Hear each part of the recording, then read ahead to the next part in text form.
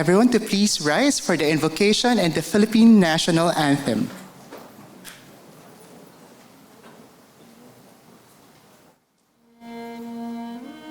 Almighty and eternal God, give us a united spirit. Direct our affairs with the greatness of thy wisdom. Give us the vision to see and hear with our spiritual eyes and ears.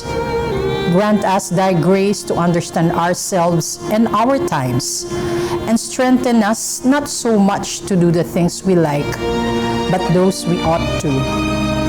Help us to see the good in others and respect the individuality of each person, to be tolerant and expect no more of others than what we are willing to do ourselves. Preside over us in our council and grant us the wisdom to make the right decisions and the courage to fulfill them. Amen.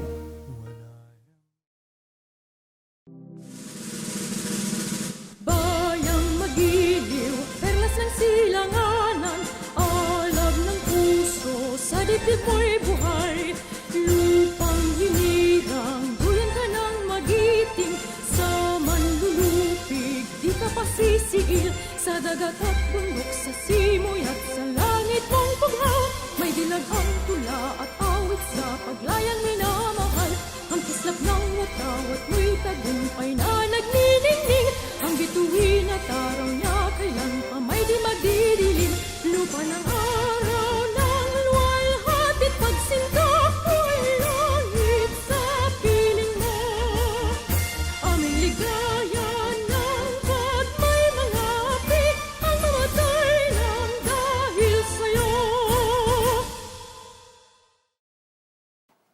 You may now take your seats. Please welcome your host, Miss Isa Litton. Good morning! Good morning, Tomasians! Good morning, University of Santo Tomas. To our respected guests, truly esteemed speakers, to our professors here at UST, good morning to all of you. Happy Monday! Everybody awake? Yes. Ay, parang hindi. Monday na Monday, kaka-strike lang kasi, kaya parang long weekend, ganon. Everybody awake? All right, that's more like it. Welcome to the first Manila Bulletin Sustainability Focus Session. Let's give that a round of applause. A little backgrounder on why we're here. It is because of the successful Manila Bulletin Sustainability Forum that we've been having for the past 2 years. And of course, we want to make it relevant by actually bringing or creating this new platform specifically for the future champions of sustainability. Who is that? Good. I only heard one person. Bakit siya lang daw? Who are the future champions of sustainability? Us. Say kami. Ay, parang wala. Good. Nasaan yung professors dito? Sir, ma'am, parang hindi pa yata gising ang ating mga... Come on, everybody. Who are the future champions of sustainability? Say us. We are. We are.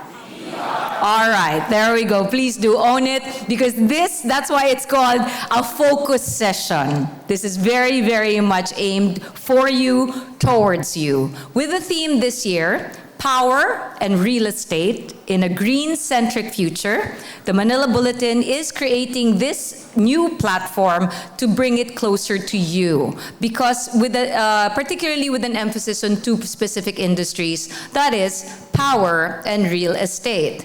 And since you are the future of sustainability, we hope that you have your future to look forward to and that you know there are local and international companies that you can step into and also help make a difference in, especially when it comes to the future of the Philippines. Okay? So we're gonna have a lot of insightful talks, not just this morning, but also this afternoon, and some fun activities. I don't know if you saw, there are some booths downstairs on the ground floor. There's a total of 6 booths actually from our featured brand partners. And we don't only encourage you to visit each booth, meron tayong stamp So find, there's an official stamp per booth. And if you complete all 6 stamps, present them at the function area. Where is our function area? Right over there. Can you give us a wave? Do you see those lovely people in black waving? During lunchtime or after the program, present your stamps, completed stamps to them, and you get a sweet treat from the Manila Bulletin. Palakpakan naman natin sila. In fact, the first 100, let me qualify the first 100 Tomasians with qualified completed stamps will get the sweet treat. But again, you can only claim it during the lunch break and after the program. Let's not interrupt the program because we want you here to listen to our very speakers who are very generous with their time to share it with us. Lastly, take a look around the ballroom. There's a QR code pasted practically in every wall. That's not for display only. That's actually something we encourage you to scan.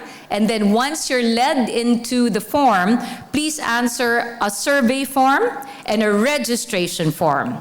Then again, during lunch break or after the program, if you show that you finished filling out the 2 forms, you get gift certificates from a very popular coffee shop. Hindi kasi namin partner kaya hindi pwede sabihin.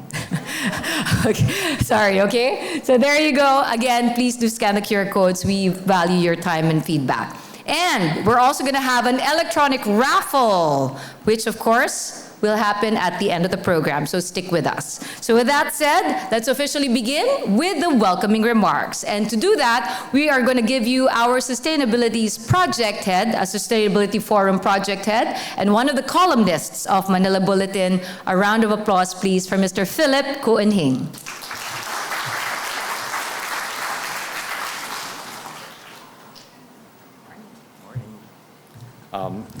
Thank you very much, USD, for having us.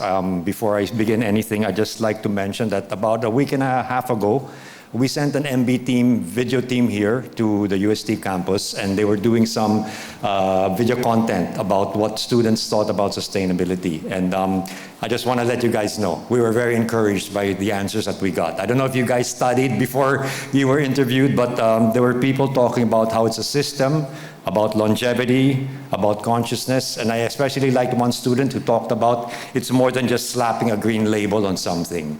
I think that's very important for us to realize, diba? We have a lot of people talking about sustainability now, but there are those who will also use it as just a means to join the bandwagon, and I think it's upon you guys, the students, and the people who are really discerning in terms of what sustainability is supposed to mean, that you will be able to judge and say who are really doing something that's within the sustainability scope of what we're trying to hope to do, no? Because if you think about it, the news isn't very optimistic, no? I mean, if you talk of COP29, it looks like there will be a 1.5 degree increase in the world's temperature by next year in 2025. And you might think, hey, 1.5 doesn't mean a lot, but if you look from an agricultural standpoint, that will mean a lot in terms of drought levels, in terms of agricultural output for the Philippines next year. And those are all things we have to think about. The Philippines is sort of number 1 in something, apparently it's number 1 in being the most vulnerable to natural disasters. That's a fact that we have to face. And ironically, it's the ones who are most affected by these disasters that are the least conscious of what sustainability is all about. So we have to really push that awareness factor and sustainability trickling down to be a conscious part of what people understand and imbibe. You know? So we're talking about resilience here. We are really happy in terms of the people that we brought together here, the companies that are here together. And we have several companies who have really instilled sustainability into the DNA of their corporation. If you look back maybe 15, 20 years ago, a lot of what was encompassed by sustainability today was covered under CSR. It was like what people thought of as corporate social responsibility. And if you really think about it, and you're very cynical, corporate social responsibility was often thought of people who were just feeling guilty about all the money they're making, and so they try to give back to society. We've seen a change in that, and I think we have to be encouraged by what's happening now. That sustainability is part of the OPEX, the operating expenditures of a lot of these companies. It's not just something they think of as an afterthought. And so I want you to appreciate what the companies later on will be talking about and see it as possibility of where your futures lie. Because like, I'll just mention, for example, in passing, AboitizPower, who will be speaking this morning, just received a Golden Arrow Award, 3rd year in a row, for compliance to high corporate governance standards.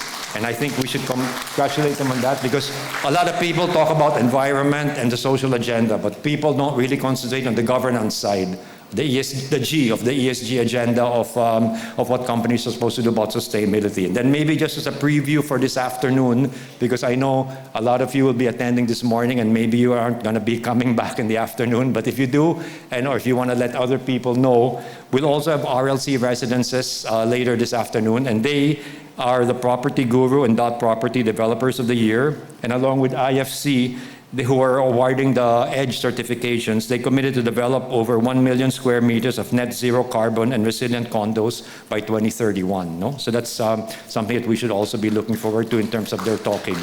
And then we have Ayala Land, who will be here this afternoon talking about different things, but just so that you guys know, their net income for the first half of 2024 rose by 15% to 13.1 billion. And before you think of that in terms of just, ang yaman pala nila, no? You have to realize that you can't continue your sustainability programs if you're not making money, because a lot of these are publicly listed companies. These publicly listed companies have a responsibility also to their shareholders. So they have to show profitability. And that's where I go back to what I was saying, that unless it's part of the OPEX, but it's also done in a way that's profitable, then these companies won't survive being sustainability. So we have to understand how ESG plus P, meaning profitability, have to go hand in hand to really make these companies be able to thrive and survive while being sustainable. And later this afternoon, we'll also have SMDC, who basically embraced innovation and tech, partnering with Seafood City in terms of bringing different ways for the selling of their condos to be done with the global Filipinos. So it's just a different ways of sort of like addressing the situation and pushing the sustainability program forward. But for me, in the end of the day, why we do this forum is because, or this focus session today, is because the conversation has to be amplified. I think a lot of times it's still the knee-jerk reaction of pangmayaman lang yung sustainability o bahala na yung korporasyon to do it. No? So I think it's really you guys who have to really push forward the agenda and the conversation. And because when we talk about, or when you hear the companies later on talk about targets of 2030, 2040, for me, like I'm 69 years old, hindi na ako yun. That 2040 target is for you guys. So hopefully you'll understand and take seriously what you will hear today. So thank you very much, and let's hear from these people now. Thank you.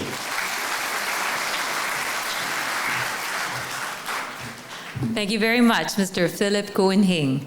Now, to introduce our keynote speaker for this morning, we give you Manila Bulletin's editor for Property, Living, and Sustainability and Environment section. A round of applause for Mr. Ray Ilagan.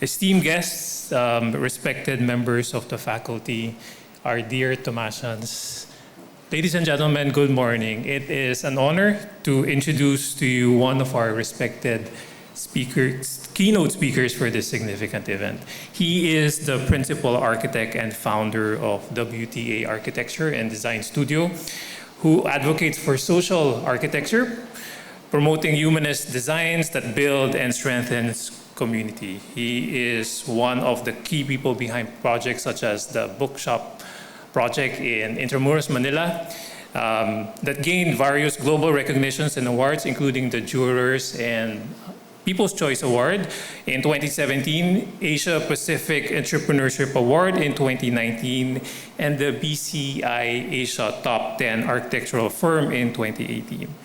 As a firm believer of sustainable planning and the advantages of urban living, his commitment to sustainable architecture is evident in his urban planning projects, where he explores new ideas about our surroundings and his ability to integrate sustainability in large-scale urban developments. Ladies and gentlemen, please welcome architect William T. Jr.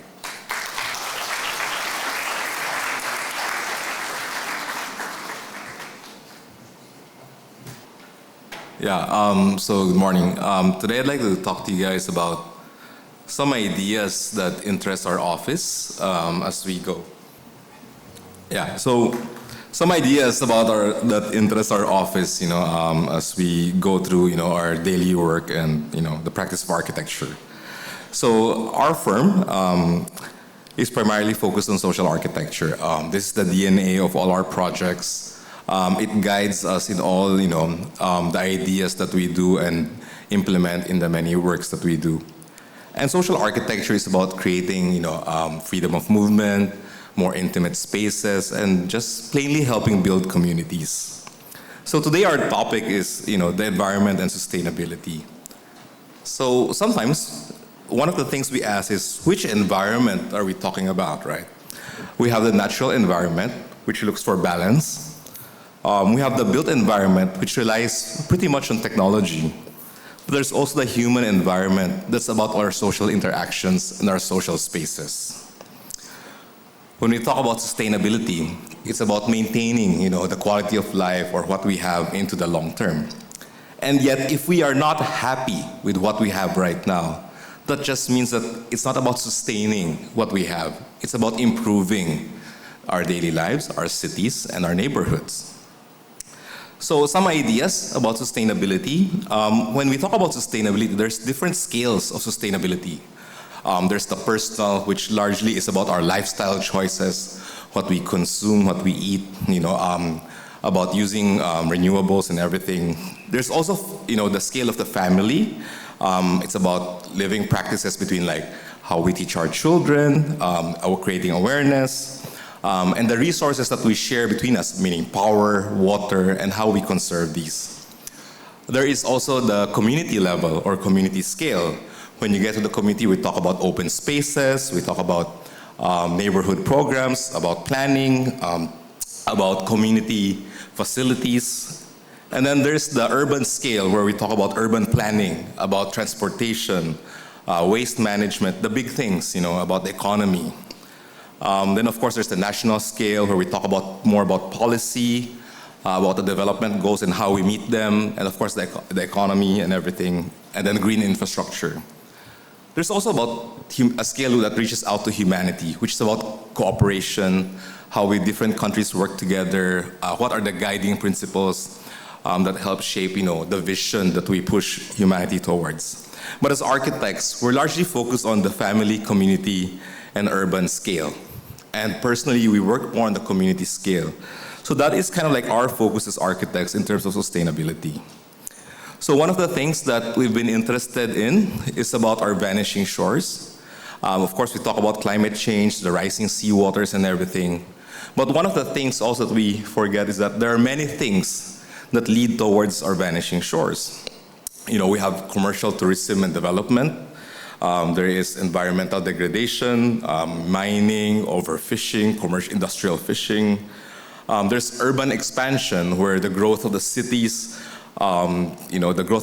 eat up the small villages and small coastal towns that we have. There's also, of course, climate change that leads to rising seawaters. And these are kind of some examples throughout the country where you will see how the city has expanded to eat into the villages, how tourism, eats into our local communities, how climate change is very challenging, especially for the island communities. And then there's also about climate change, right? So how has the climate been changing? If you look at this, these are the typhoon patterns every decade, the 80s, the 90s, the 2000s, the 2010s. So somehow, Manila has been getting less typhoons. So each square there, the intensity of the color is how many times a typhoon passes through it. So if you look at this graph or this image, the typhoons have been veering northwards. So we've been getting less typhoons in Manila. The white line is kind of where the typhoon median is. So the dark lines primarily create the main path of the typhoon. And yet, one of the things that's also changing is that the southern part of the country, meaning Mindanao, has been getting more typhoons over the last decade.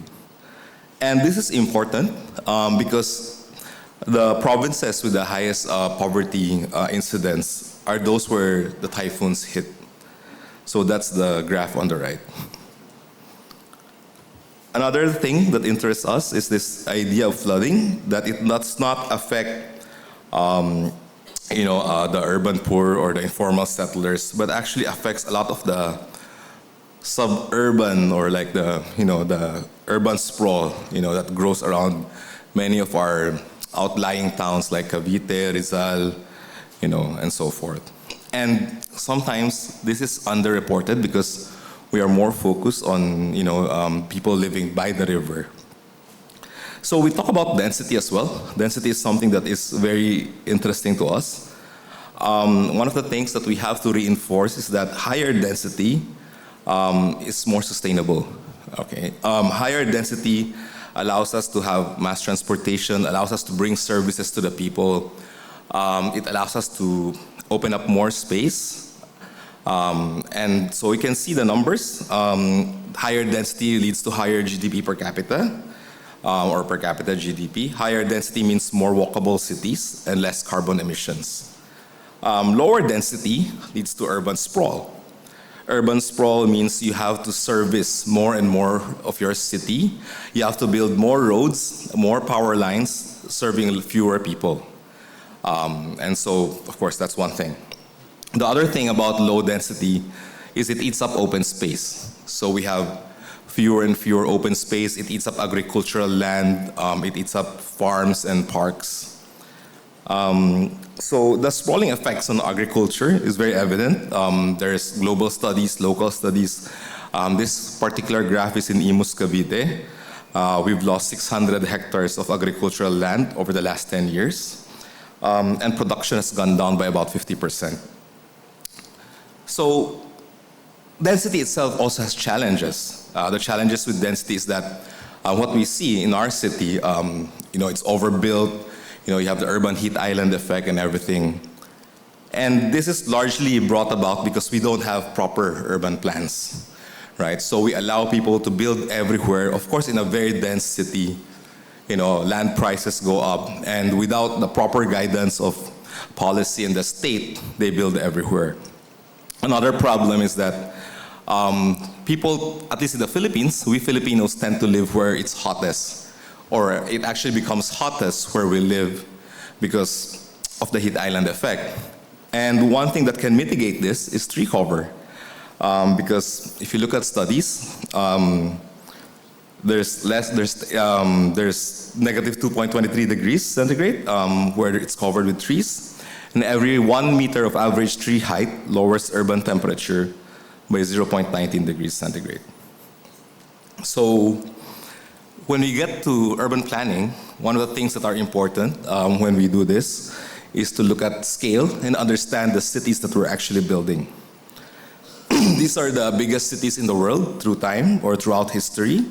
It ranges from Uruk in the Middle East, Athens during its peak or its golden age, Rome where we had 1 million people, and this went down during the Middle Ages where Florence had 100,000 people. But then at that time, Asia, China, and Baghdad had about at least 500,000 to 1 million people. And then this was not reached again until London in the 1800s during the Industrial Revolution. And New York was the first city to hit 10 million. And now Tokyo has 40 million people. So this is the scale of urbanity that we're dealing with as planners. And if you look at this, Metro Manila is actually one of the biggest cities in the world in terms of population. We have about 28 million people. We're number 6. We're the 6th biggest urban agglomeration in the world. So no lessons actually from basically the West can guide us how we grow our cities. The cities we actually have to look into are Tokyo, Hong Kong, or the Pearl River Delta. These are the big cities, that can show us kind of like a roadmap. So I always like to show this comparative, of the different cities. If you look at the top line, that's Manila, Jakarta, and Bangkok. So this map shows how big our cities are. This is a 10-kilometer scale. The middle line is Tokyo, Singapore, and the Pearl River Delta. The lower is the older cities, New York, London, and Paris. As you go through them, this is about the intensity of the built-up area. So we might have the densest or one of the highest populations, but we don't have a very high density of built-up space. That's why we're living in very crowded conditions because we have not built vertically. We might think we built vertically, but that's only in certain areas. So in the high yellow areas, that's the intensity of the space. But largely, if you look at our city, it's now nowhere near as intense as Tokyo or Bangkok or the Pearl River. And you can also start to see the pattern here, where the middle row of cities are more structured, more planned. The lower row is more organic, where it had the center. London and Paris, of course, grew that way from medieval towns. And then, of course, the top row is the ASEAN cities, where it's kind of like sprawling out.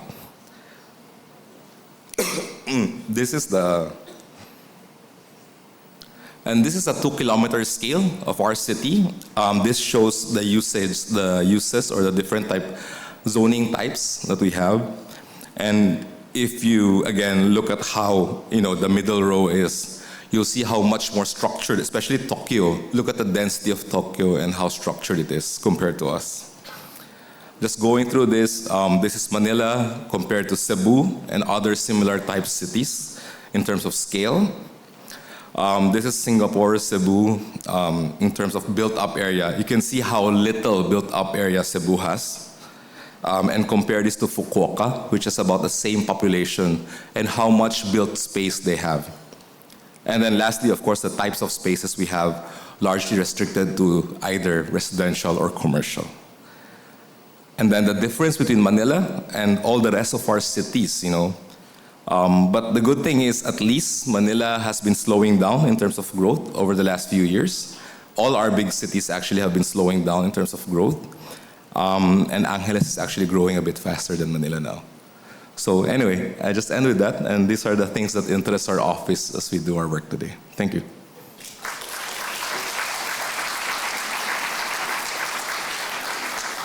Thank you very, very much again, Architect William. Density and, of course, heat.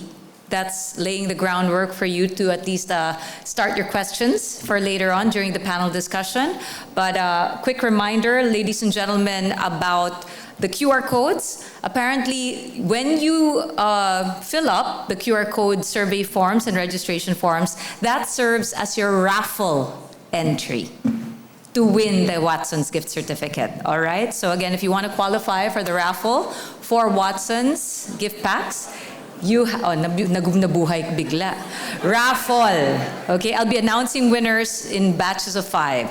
But that's for the QR codes that you see on the screen. They're raffle entries. All right, settle down as we're setting the stage, because now it is time to hear from more speakers, our company partners who generously lend us their time so we know more about their sustainability programs. And the first is the only real estate developer in the country with a residential and commercial portfolio regarded as 100% certified sustainable, not just by local, but global organizations. Here to share with us his expertise and insights about the company's sustainability projects, we have the Senior Vice President and Chief Sustainability Officer of Arthaland. Let's give Arthaland's Mr. Oliver Chen a round of applause. Ollie, let's get comfortable.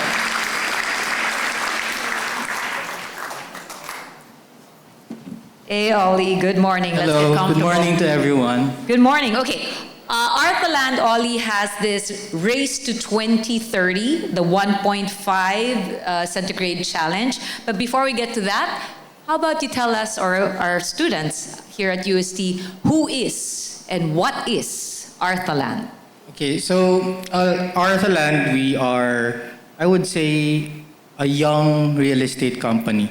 For a real estate company, we're only about 16, 17 years old. Teenager, yes.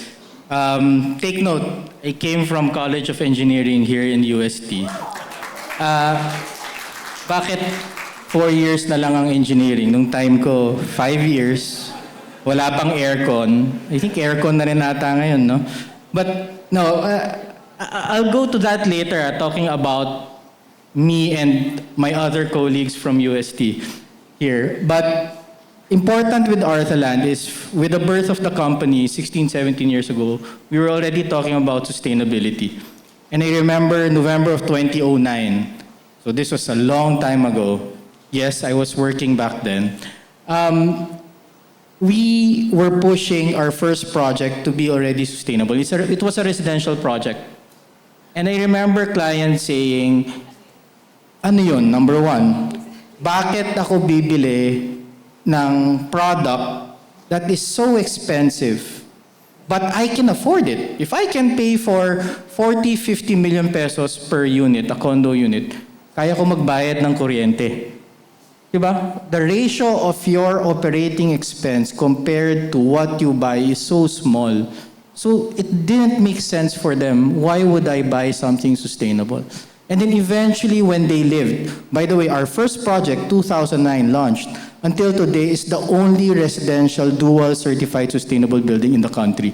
2009 until today. And people are still focusing on things that are not yet sustainable. And when they realized the difference, they were able to save a lot on electricity and water. Now they're looking for it. Tayo kasi mga Pilipino, kung hindi natin na-experience o walang nangyari, hindi natin ginagawa eh. Diba? That's our problem, right? And here I list down a lot of first because actually we're done with this messaging eh. We've done this from 2009 and beyond. We're the first net zero carbon building in the world. So imagine that in the world, nasa Pilipinas. Diba? We're the first LEED Platinum neighborhood, LEED Platinum home in Asia Pacific.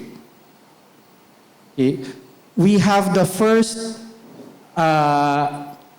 tayo World Green Building Council signatory to our net zero goal, also in the Philippines.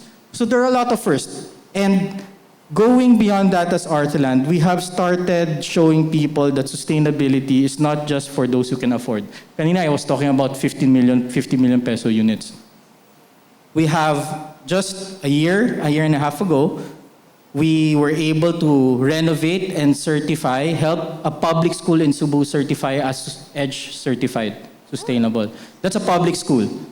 Okay. We've ventured into the broader market. This is our project in Laguna. It's called Una Apartments. Kaya siya tinawag na Una in Tagalog, di ba? First. The first. First sustainable, broader market segment residential building na sustainable. So it has all the same sustainable qualities as our high-end projects.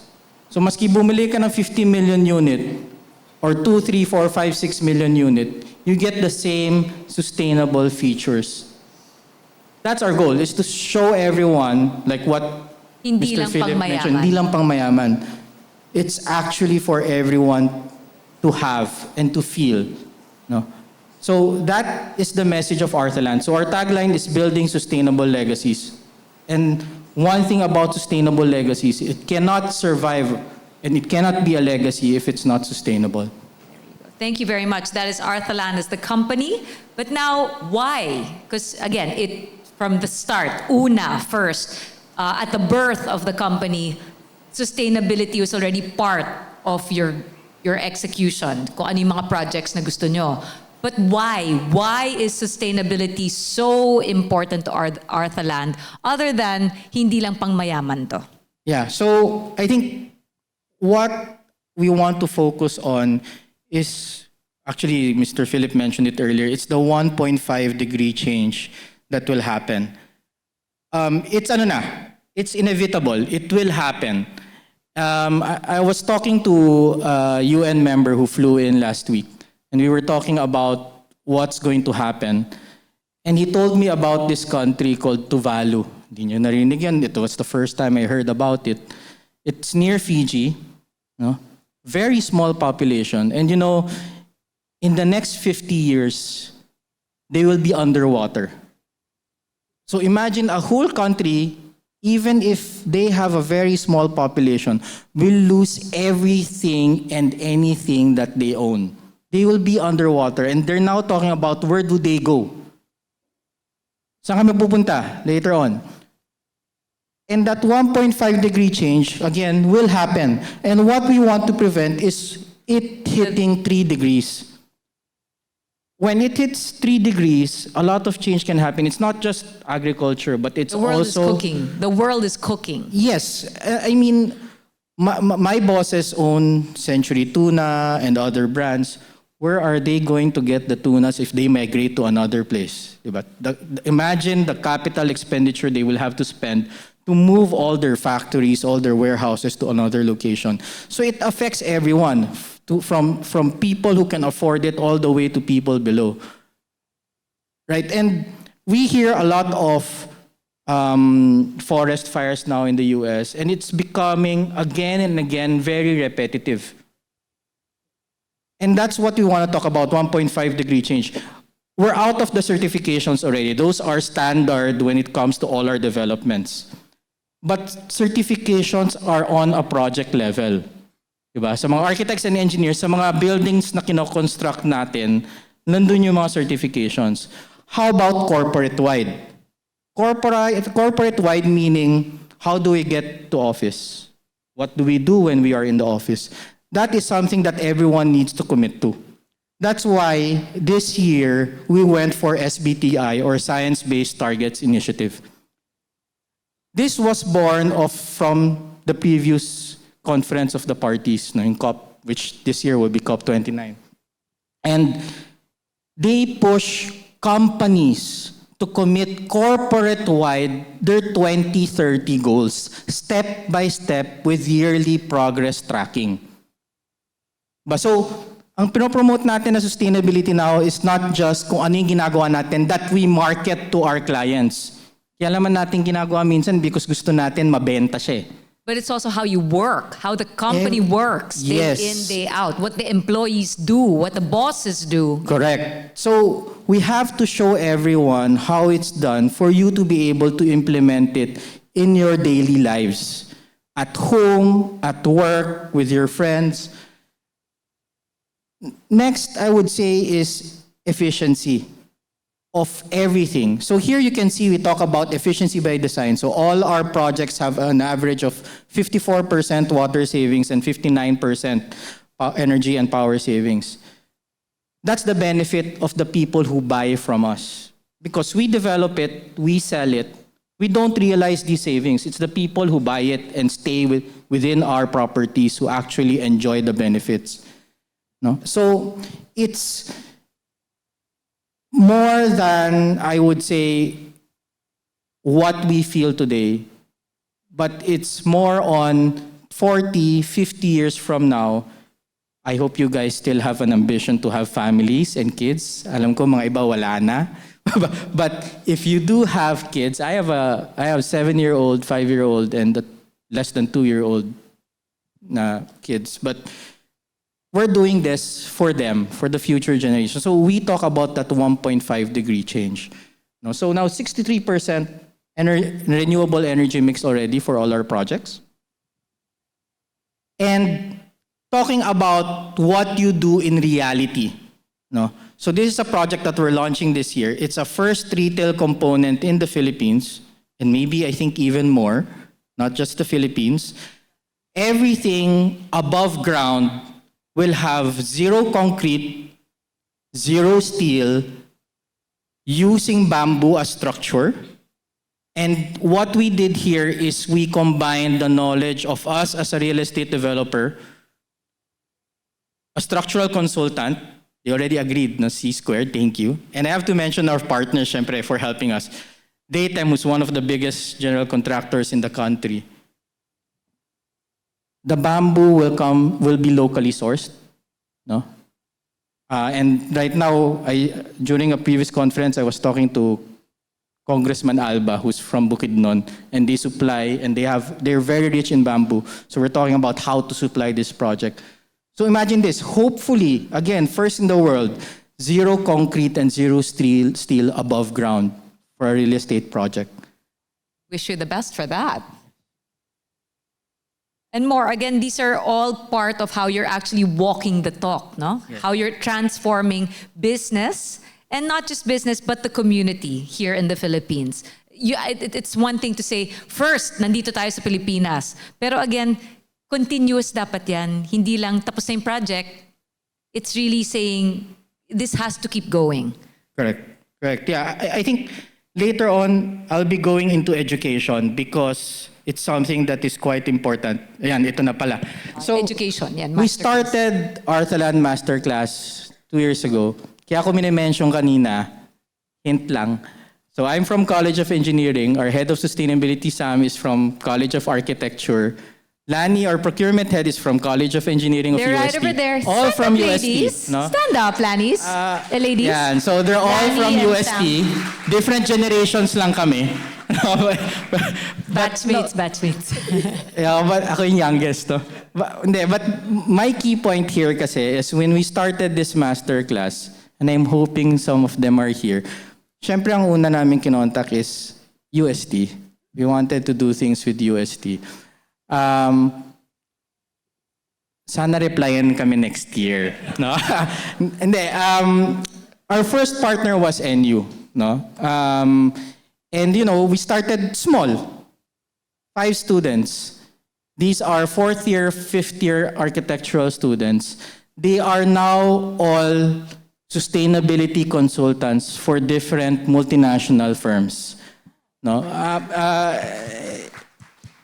This year, we now had more students already. And for next year, other schools have committed to join us, such as FEU, TIP, Adamson University, and of course, NU will still be there. So again, I'm hoping I can talk to someone later from UST. No, because we really want to expand. You know, for students, it's an advantage for you to learn sustainability because even across the world, there are still a lot of things that people don't know about sustainability. And it's going to be a notch higher for you to know about it. And so, education, I think, for the younger generation is very important.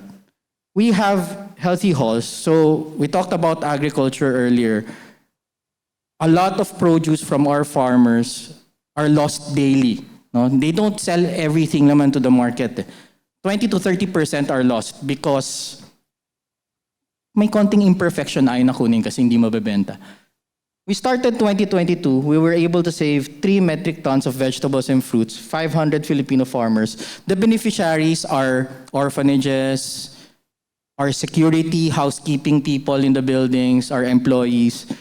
Until 2024, jumped up to already saving 59 metric tons of vegetables and fruits, 3,200 farmers, and more than 27,000 beneficiaries. So small steps moving forward. So again, let's not talk about the buildings that we're due because certifications are a norm nowadays. It's about what we do to move forward and treat the 1.5-degree change. And that is really transforming not just how you work, but how you live.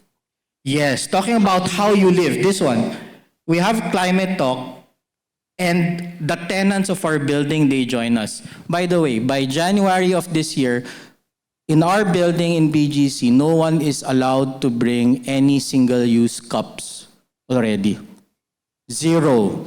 Wait, And kailan to? January of this coming year, 2025. Okay. So we practiced first with our own office because of our SBTI goals. No? So we started last year, 1 in every 4 employees have their disposable cups. Sikat kasi ang Starbucks di ba? Starbucks and others. They have their own disposable cups. After that program is 1 out of 89 na lang ang nagdadala ng paper cups, disposable cups, PET bottles, and everything. 95% waste reduction in our building. And so we're happy that multinational companies within our building, that's Deloitte, ING, BHP, Amazon, have decided to join us in this target. They will be implementing that none of their employees can bring disposable cups to the office starting January of next year. So many projects already, Yes. really, and in action. These are not just plans, ginagawa, they're being implemented as we speak. And yet, Arthaland doesn't stop there. You still want to keep accelerating your agenda, this 1.5 degree challenge by 2030. Yes, actually, thank you to Manila Bulletin because it provides a platform for us to talk about it. No? Just one in all of the... Deserves an applause daw for Manila Bulletin. Yan. Okay. Now, this is Net Zero Carbon Alliance. We are one of the founding members of Net Zero Carbon Alliance. And we started with a few companies lang kami then, pushing not only real estate but other industries. So remember, when you talk about the 1.5-degree change or the net zero goal, you shouldn't just talk about your own industry. It should connect to other industries. And here, we started with a few companies. Now, we're close to 40 companies joining this, including big companies such as Coca-Cola. Unilever is now part of the Net Zero Carbon Alliance. Converge ICT is now part of us. So, everyone they're now creating their own net zero path and goals. And we want to spread the word using conferences and forums like this. So no matter how many times they invite us, we will come and we will talk about it. And Net Zero Carbon Alliance as well. We have next in line is our the Grade Zero program. This will include universities as well. So hint, hint. So whoever wants to join can join. We'll announce this soon. And this is the most important thing. So the reason why we met with United Nations is because of United Nations ESCAP, no? Or it's the Economic and Social Commission of the United Nations Asia Pacific. And we are the first Philippine members who joined because we are actually going to help them push locally and in Asia Pacific sustainability. No, so again, moving forward, let's talk to everyone else. We don't concentrate on your own industry. Let's find a way to reach everyone. And here, within ESCAP, they talk about a few things: energy, infrastructure and logistics, finance, innovation, and circular economy. And actually, Arthaland will be part of one of these task force, no, to push sustainability. Next, part of ESCAP is ESBN. It's the ESCAP Sustainability Business Network.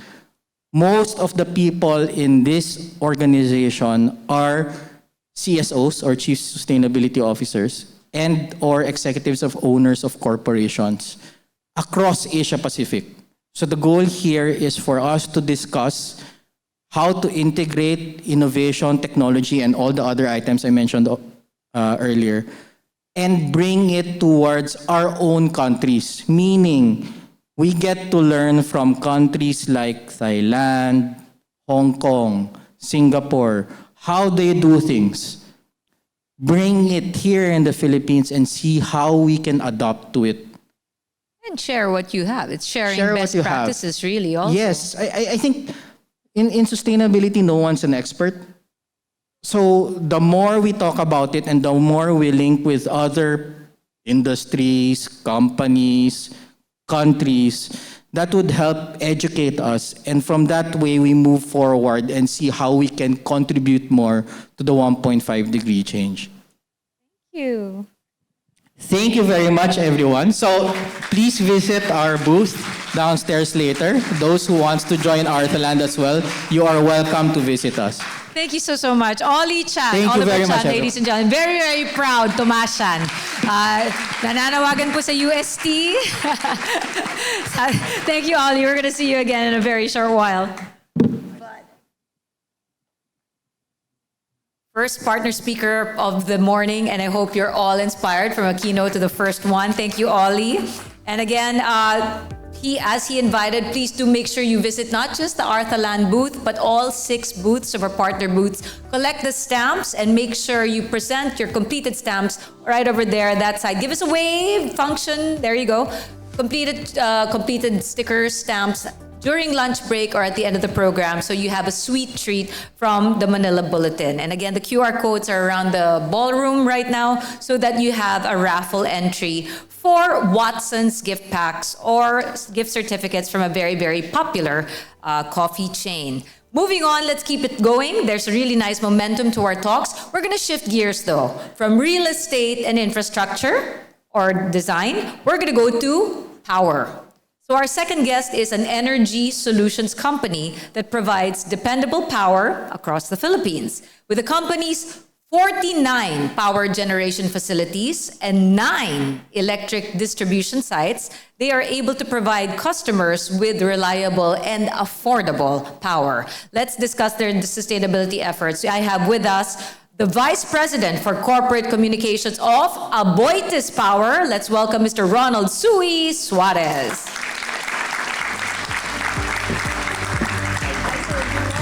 Hello, how are you? How are you? Hi, Sui. Good morning to you. So we're shifting gears. Morning. Morning. So again, from power to real estate, and you're our first one in power. Sui, of course, we're going to get to know AboitizPower through your talk. But just to jump off, would you like to greet everybody first? Hi, everyone. Good morning. I'd like to know sana yung composition of the audience. Sino yung from architecture? If you can raise your hand. Ayan. Anybody else na non-archi? I heard may engineering folks here. Ayun. May econ? Oh, ang dami pala. So econ, engineering, and architecture. Anybody else? Hindi kayo nagtaas sa kamay? You're from what Faculty. college? They're faculty. Other faculty on that end? Okay. Thank you. Sige. All right. So, I know you want to, para madirect natin. I know. I just wanted to make sure who we're talking to. Do you mind if I speak in English and Filipino? Para madali maintindihan na. Oh, Yan. sige. Para Okay, kwentuhan very lang good. tayo, Sui. Yes, of course. All right. So to jump off with our little Q&A, and I know you do have a presentation, the Yes. Philippines is known to have the lowest per capita energy consumption rate in Asia. What does that mean? Could please explain more that in detail? And how do you view it in relation to the Philippines' economic development? Good. Thank you for that question. No? So I'd like to kick off with this slide, diba? So it just shows how the energy consumption ng Pilipinas na compared sa ating mga kapitbahay sa ASEAN. No, that the Philippines is that purple line down there, no? So it's gone very little from 1960 to the year 2020. Compared to Malaysia, yung yellow. Yes. So the GDP per capita ng Pilipinas has only risen very little. And with that, yung konsumo natin ng electricity or energy has risen very little. Is that a good thing or a bad thing? Actually, it's not, because outside of Africa, according to the BP statistical review of 2 years ago, outside of Africa, the 3 lowest energy consuming company in the world, yes, di ba? Bangladesh, Pakistan, Philippines. We're one of the lowest in terms of energy use, no? And with that, if you look at this, no, yung GDP per capita here is on the bottom, right? And then the Human Development Index is on the vertical, no? If you look at the most developed countries, they're way up here on the upper United right-hand States, Singapore, quadrant. yeah. Okay, U.S., Singapore, etc. If you are a wealthy company, well-developed, prosperous people, diba, you tend to use a lot of energy, di ba? Kasi kailangan mo ng energy para sa iyong food, water, di ba? Built environment, industry, right? And the Philippines is somewhere down there, di ba? Well, not too down. Mga Yeah. 5. Okay. But if you look down 1/3. here, this tells a story that the Philippines still has A long way to go. a long way to go to climb not just the GDP per capita or prosperity ladder, no, pati yung energy ladder, no.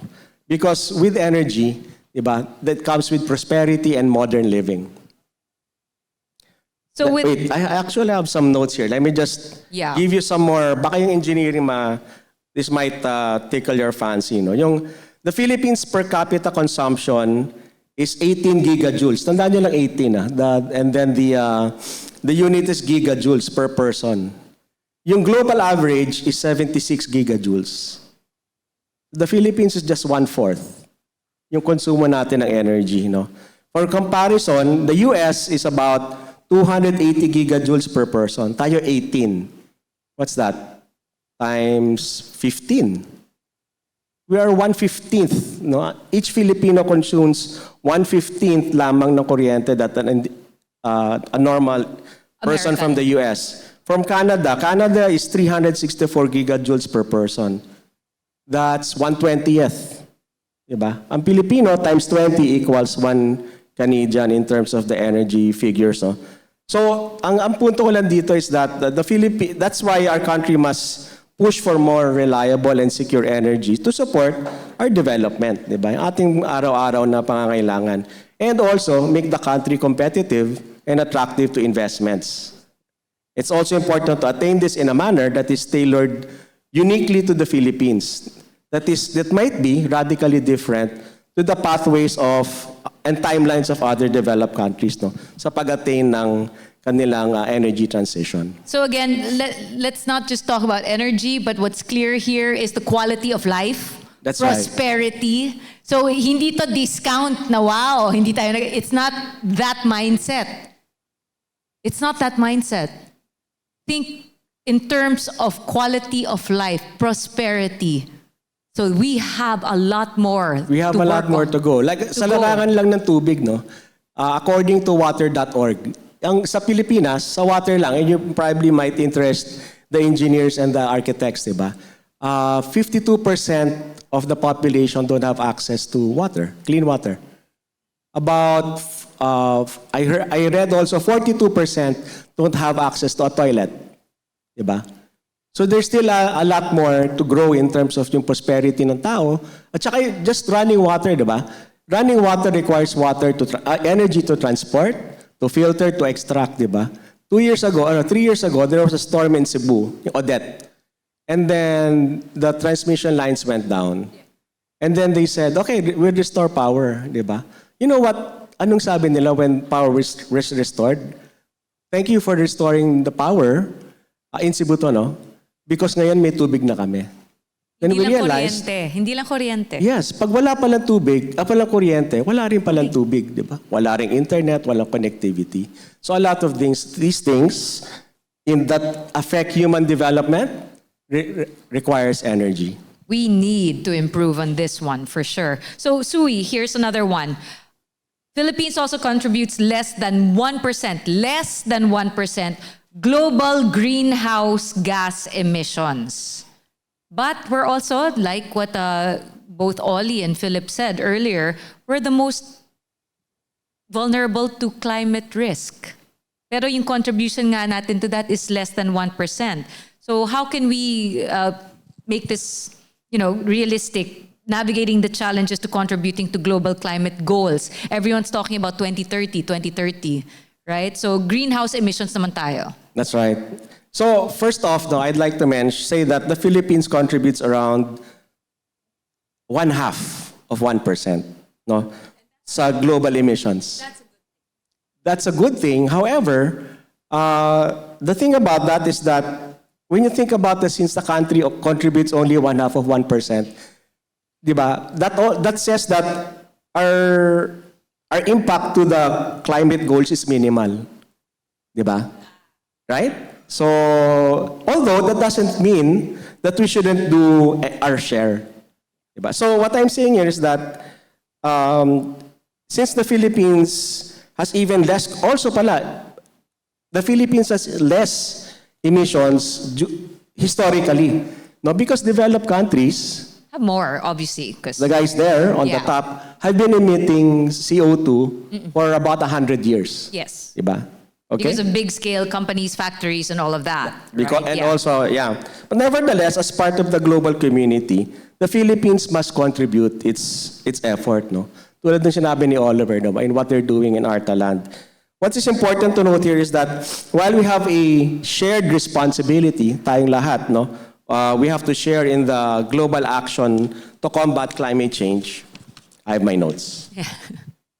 This responsibility should be differentiated, no? The Philippines is one of the most vulnerable. Sabi ata ni Philip, it is now I think, number 1 na naman tayo sa being a vulnerable nation due to the effects of climate change. Yet we have made minimal contributions to the cause of climate change. Right? In addition to that, there are many other human development transitions, no, that the country needs to tackle. Tulad lamang ng sinabi ko sa tubig.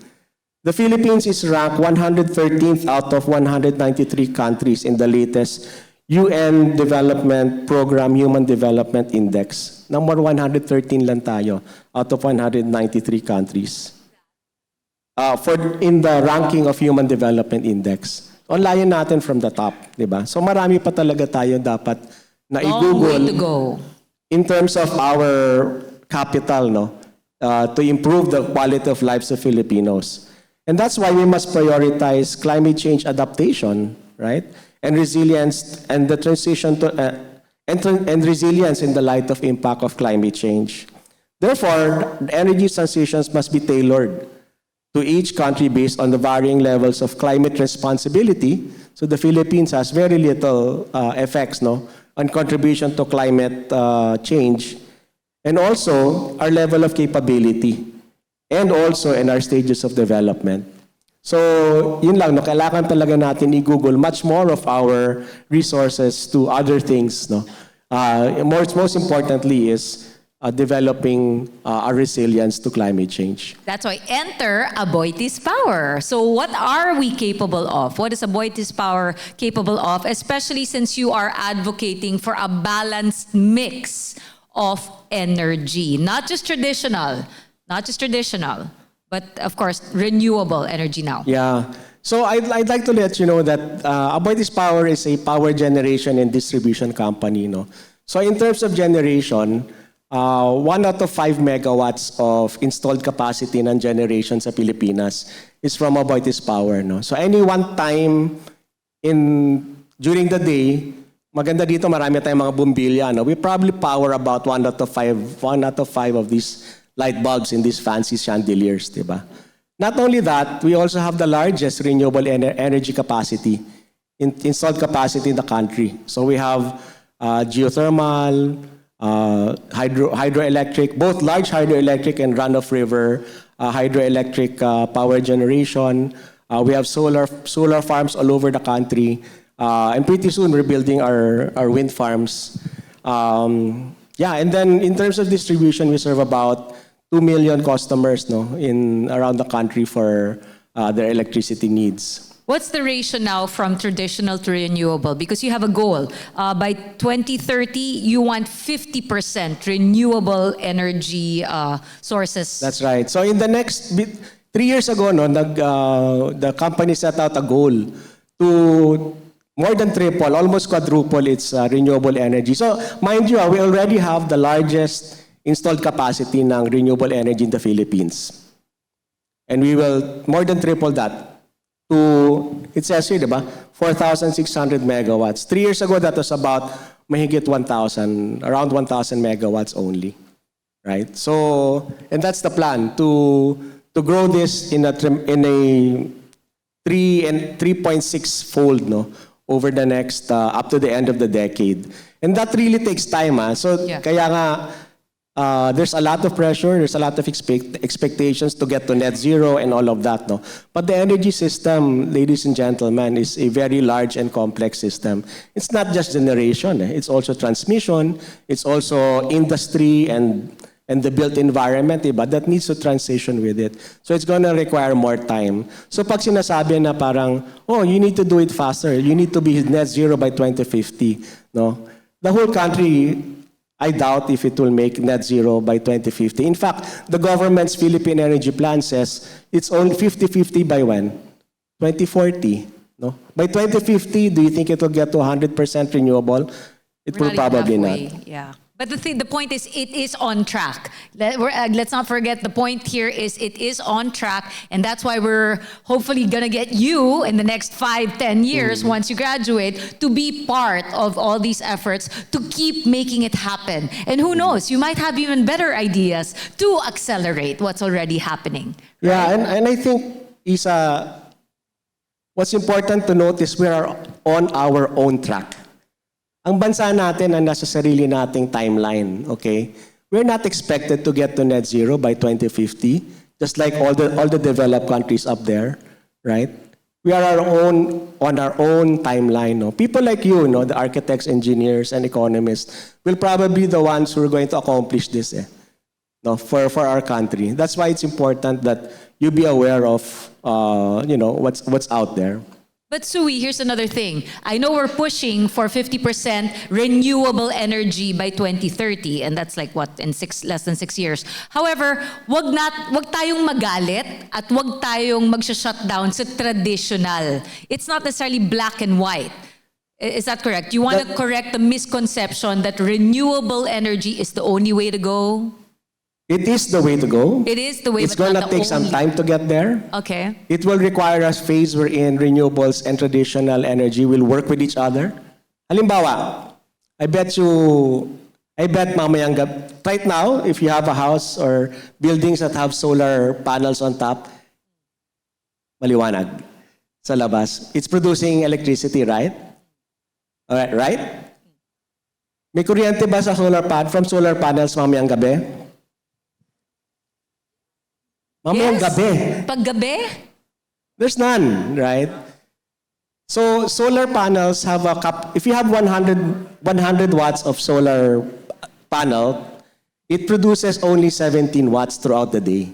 That is the capacity factor of solar panel, 17% capacity factor. Wind has a 30 to 40% capacity factor. So if you have a solar farm that's 100 megawatts, it will produce only 17 megawatts, di ba? 30 to 40 megawatts only throughout the day or throughout the year. So what do you do at night? The 80-something% of the day that there is no solar power, or the 60 to 70% of the day or year that's di ba? That there's no wind power. That's why you still need some form of backup, di ba? That's why you need thermal or fossil fuels. At some point, batteries will become cheaper, di ba? However, if you combine renewable energy plus batteries, it becomes very expensive na, di ba? So we need to find the technology solutions, hello engineers, right?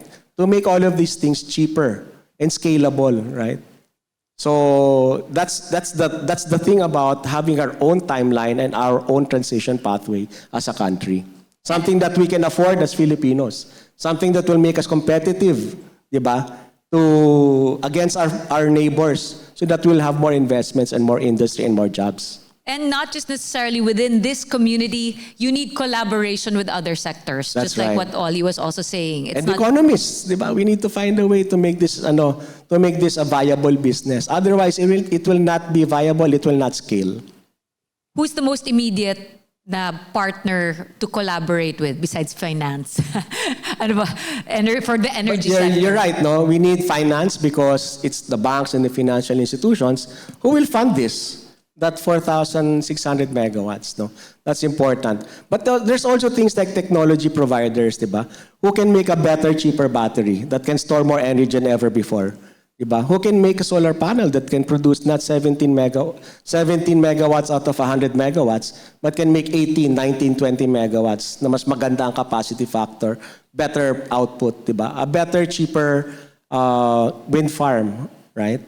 So it takes everybody. Not only that, pati yung sa larangan ng transmission. No? It has to, once the energy is produced, it has to be sent out, no? To all of the houses and buildings and cities out there. Lahat yan kasama. That has to be built. Wow. Okay, well, that's a wake-up call, I hope, for everybody. Did that like open your eyes? It's not just a matter of switching on, diba? So it's not just flip the switch. That's why it's called the transition. Yung tawag talaga dyan is the energy transition. It's not the energy switch over, diba? It can't be done overnight. It's also the generation of it. Yes. Among the other things. Other things. It's a big, complicated framework. But still, there's more to discuss later. Anything else you want to share, Swari? Sui. Well, I just want to share a bit of good news lang. No? So, in terms of the shift towards electrification, this is one of the things that we're doing as a company. We're also switching to electric vehicles in our distribution utility business.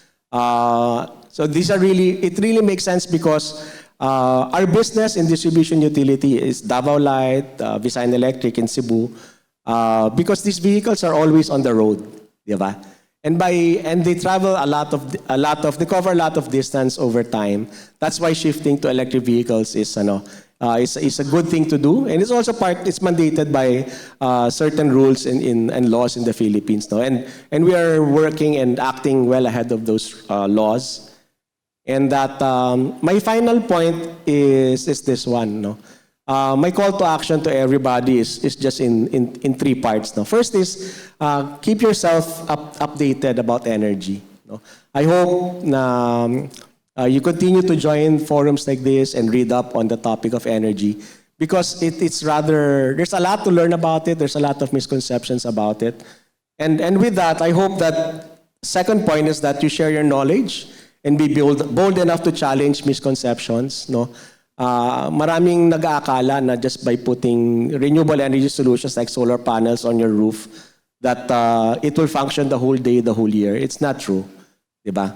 Especially when you talk to your elders, mga magulang, mga, di ba? It's a different conversation pag kayo ang kausap. And they like, hindi, basta nagbabayad monthly.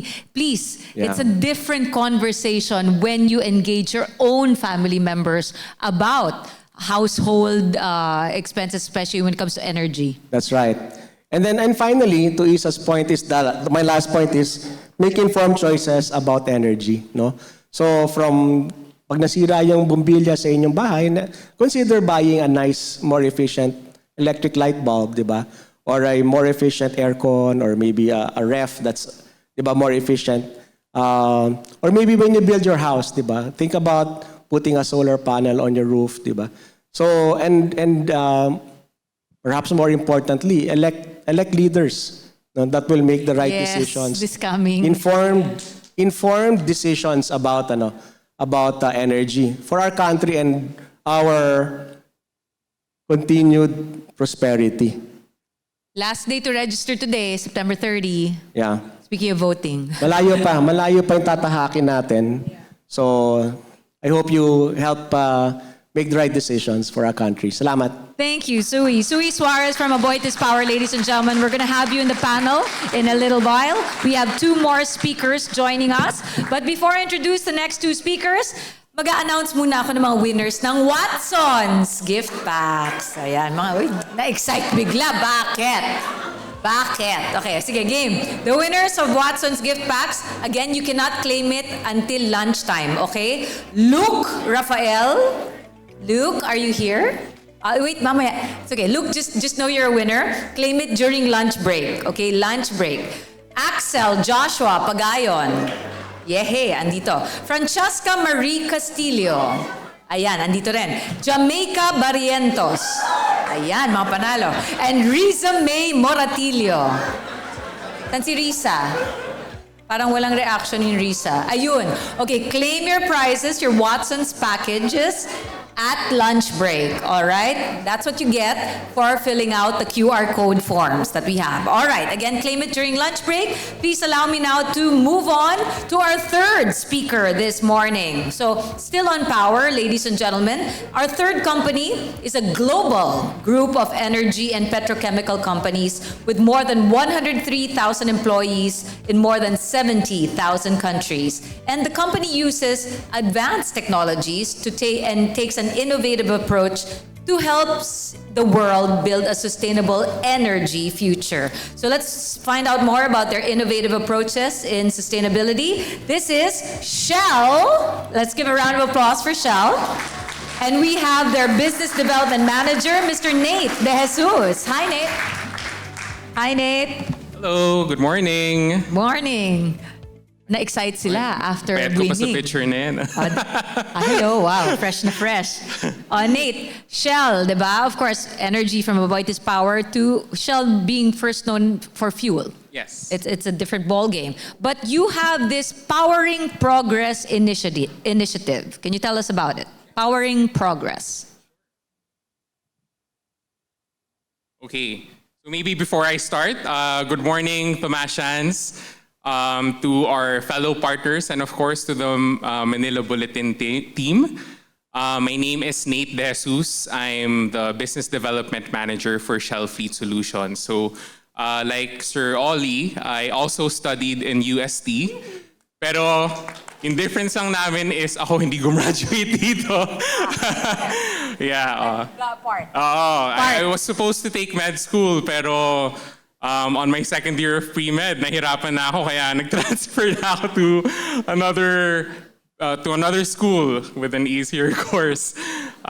So you guys should be very proud of yourselves because UST is a very amazing institute. Well, still, they've instilled something in you, I have no doubt. Hindi kasi ako pumasok dun sa ARCO eh. I think you're supposed to do that during orientation, no? Para graduate. So anyway, okay. Powering progress strategy. So it's my first time to speak at an event like this. So I hope you don't mind kung meron akong notes. So as we all know, the way that the world is producing and using energy is visibly changing. And for us to be able to reach the ambitious goals of the Paris Agreement. So for those that don't know, the Paris Agreement is a legally binding contract that was signed by more than, I think, 190 countries to limit the temperature change. But for us to be able to reach those goals, the change needs to happen faster. And Shell is becoming an energy business for the future, and we're playing our part to drive that change. So we're driving that change through the Powering Progress strategy, which is our global 4-pillar strategy to accelerate the transition to net zero emissions purposefully and profitably. So the 4 pillars of the strategy. First is generating shareholder value. So that's growing value through a dynamic portfolio and disciplined capital allocation. So sabi nga ni Sir Philip kanina, for us to be able to continue with our sustainability initiatives, Kailangan profitable. we still need to generate value for our shareholders. Oops. Hello? Can we check that out again? Sorry, slide. Okay, second pillar, just in case. Okay, second pillar is respecting nature. So that's reducing our waste and contributing to the improvement of biodiversity. Next is powering progress. So that means supporting communities to make sure that our products and activities are powering societies as well. And then the last one is achieving net zero emissions, which means everyone's goal. correct, working with our customers and our partners to achieve our net zero emission goals together. Okay. So we were talking about how innovative Shell is. Yes. What are these innovations or technologies that Shell is implementing, especially when it comes to enhancing energy efficiency? Okay. Let me move on to that slide. Okay, Thank you. there. Okay. So, based on a recent survey, it says that 30% of companies expect energy providers like Shell to help them in their transition to more sustainability energy solutions. And as part of our Powering Progress strategy, our goal is to offer a comprehensive suite of services that are designed to help accelerate our customers towards achieving their decarbonization ambitions.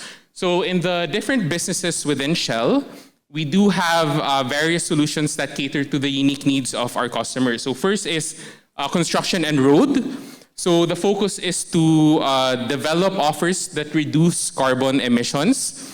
So one example of this is what we call bitumen low temperature. So bitumen, for those who don't know, is asphalt. So ito yung asfalto na that we use to construct roads. So a lot of people don't know that asphalt is a byproduct of petroleum, actually. So we have what we call bitumen low temperature, which is a unique to Shell technology that produces less energy to manufacture. And another interesting thing here is we also recycle plastics and convert it into an additive that we use for bitumen, which contributes to circular economy naman.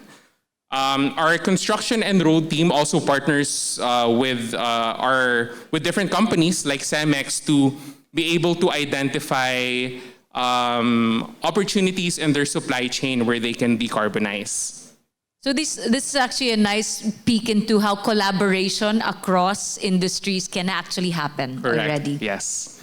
And then in mobility or in fleet solutions, so I'm sure you guys have heard that we currently have 2 stations that have ultra-fast EV chargers. So we have one in Mamplasan, which is in SLEX, and another one in TPLEX. So one in the south and one in the north.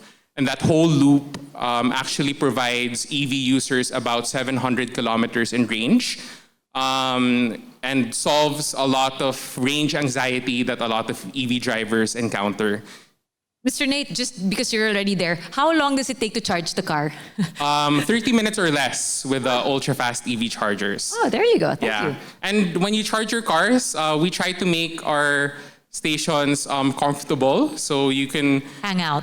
So if nakapunta na kayo sa SLEX station namin sa Mamplasan, it's a really big station with a lot of restaurants where you can eat while you're waiting for your charger. While you're waiting for your EV to charge. Yeah. 30 minutes will just fly by. Correct. Yeah. And then also part of mobility, we have Shell Fleet Solutions. So Shell Fleet Solutions is the business in Shell that handles our fleet card portfolio. So for those that are not familiar, fleet card is a solution that we offer to business owners that manage a fleet of vehicles. So if they don't want the administrative task of having to distribute cash to their drivers or kaya collecting receipts from their drivers, Fleet Card automates that whole process, which makes it more convenient for them. But anyway, in that business, we have what we call the Accelerate to Zero program. So the Accelerate to Zero program is also a global strategy of Shell, which aims to help businesses identify parts of their business where they can decarbonize. So for example, pwede kaming mag-recommend for them to start using telematics or a high-end GPS system that will help them create more efficient routes for their drivers, or improve the way that their drivers drive their cars so that they use less fuel. We can also recommend for them to do carbon offsetting, which is if customers have unavoidable carbon emissions, they can offset that through carbon credits. So that's something that we offer in Shell Fleet Solutions as well. Hey, you should partner up with driving schools for that also. Sorry? Driving schools. Yes, yeah. Kasi it's one thing that I know actually one of our partner companies has already partnered with you. Correct. I'm not going to say who. But the point is, if you're teaching people how to drive more efficiently anyway, where else is the entry point before you get your license? Driving schools. That would be a nice one. Yep. So yeah. Correct. Sorry, back to you, Sir Nate. Okay, so in lubricants naman, so we have been offering carbon neutral products like Shell Helix. Pero what's interesting, which not a lot of people know, is that a lot of our packaging from lubricants are actually recycled products, made from recycled products. And we encourage our customers to recycle their lubricant bottles as well. And we actually have drop-off points across Metro Manila where they can deposit their lubricants bottles. And we have a facility in CDO where they transform these lubricant bottles into eco bricks. And then these eco bricks naman are used to build our Shell station. So may circular economy rin na nangyayari doon. Nice. Nicely put. Beyond, can we give that a round of applause? Again, see, it's not just about fuel. Not just about fuel, transitioning now to electricity, to electric vehicles, but really circular economy as well. Anything else you want to add on circular economy? Okay. Integrated into your OPEX operations? Not yet. Okay, there you go. So I mentioned about lubricants. So we call that initiative Lubricycle. Pero we actually don't only convert them into eco bricks, but these lubricant bottles can also be upcycled naman into armchairs or chairs and tables that we donate to schools. So we just don't focus on recycling it to eco bricks, but we're also upcycling it into something that's more valuable to the community as well. If you look at the upper right, so yung Green Ants Eco Hub partnership, this is more about enabling communities in the circular economy. So this forms part of our Powering Lives pillar, wherein through our recycling and upcycling efforts, we also empower communities by providing them livelihood in what we call eco hubs. So yung mga eco hubs na to, sila yung gumagawa ng recycling activities namin. So we currently have 3 eco hubs. We have one in Batangas, Tacloban, and CDO. And these eco hubs, hiring the local community, produces about 7,000 eco bricks. Woohoo. And again, that also just means you really do engage the communities that you're part of as well. Correct, yes. Nice. So this is why we say that the pillars that I mentioned earlier, powering progress, are all interconnected with each other. Empowering people. Correct. And then we have ASM Mobility. So basically, this initiative takes advantage of Shell's digitalization technology, where we designated about 25 locations around Metro Manila, where customers will be able to drop off their plastics, used plastics, so we can further recycle them, and we'll be able to use a digital app to be able to track this as well. Wait. Did you know that? So you can drop off plastics in Shell stations? Yes. Well, it's an ongoing project, and it will be completed by Q4 of this year.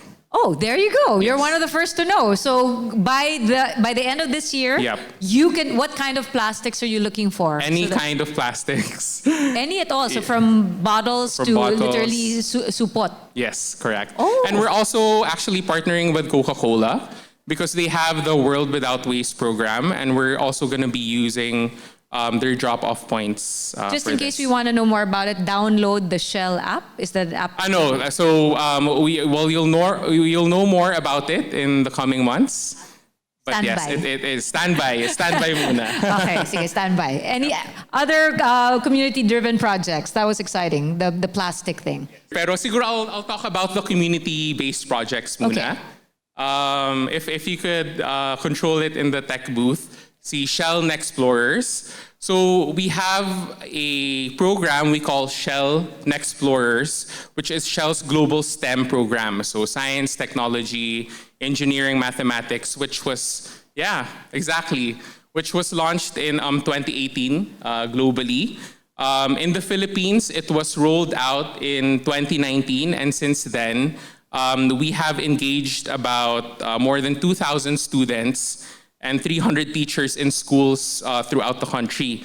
So the intent of STEM is to help students in critical thinking. So we teach them Nexplorer methodologies on how to handle critical thinking and problem solving and solving problems related to energy transition and sustainability. Yes, it's free. It's free. Yeah, I was like checking. Is this free? So how do they sign up for that? You can approach me later so that if you're interested to know more about it, we can talk about it later. Thank you. And then it's not showing here in the slide, but we do have a slide for it. A part of the Nexplorer program is we have the Bright Idea Challenge, which is a competition among the Nexplorer students for them to come up with solutions addressing,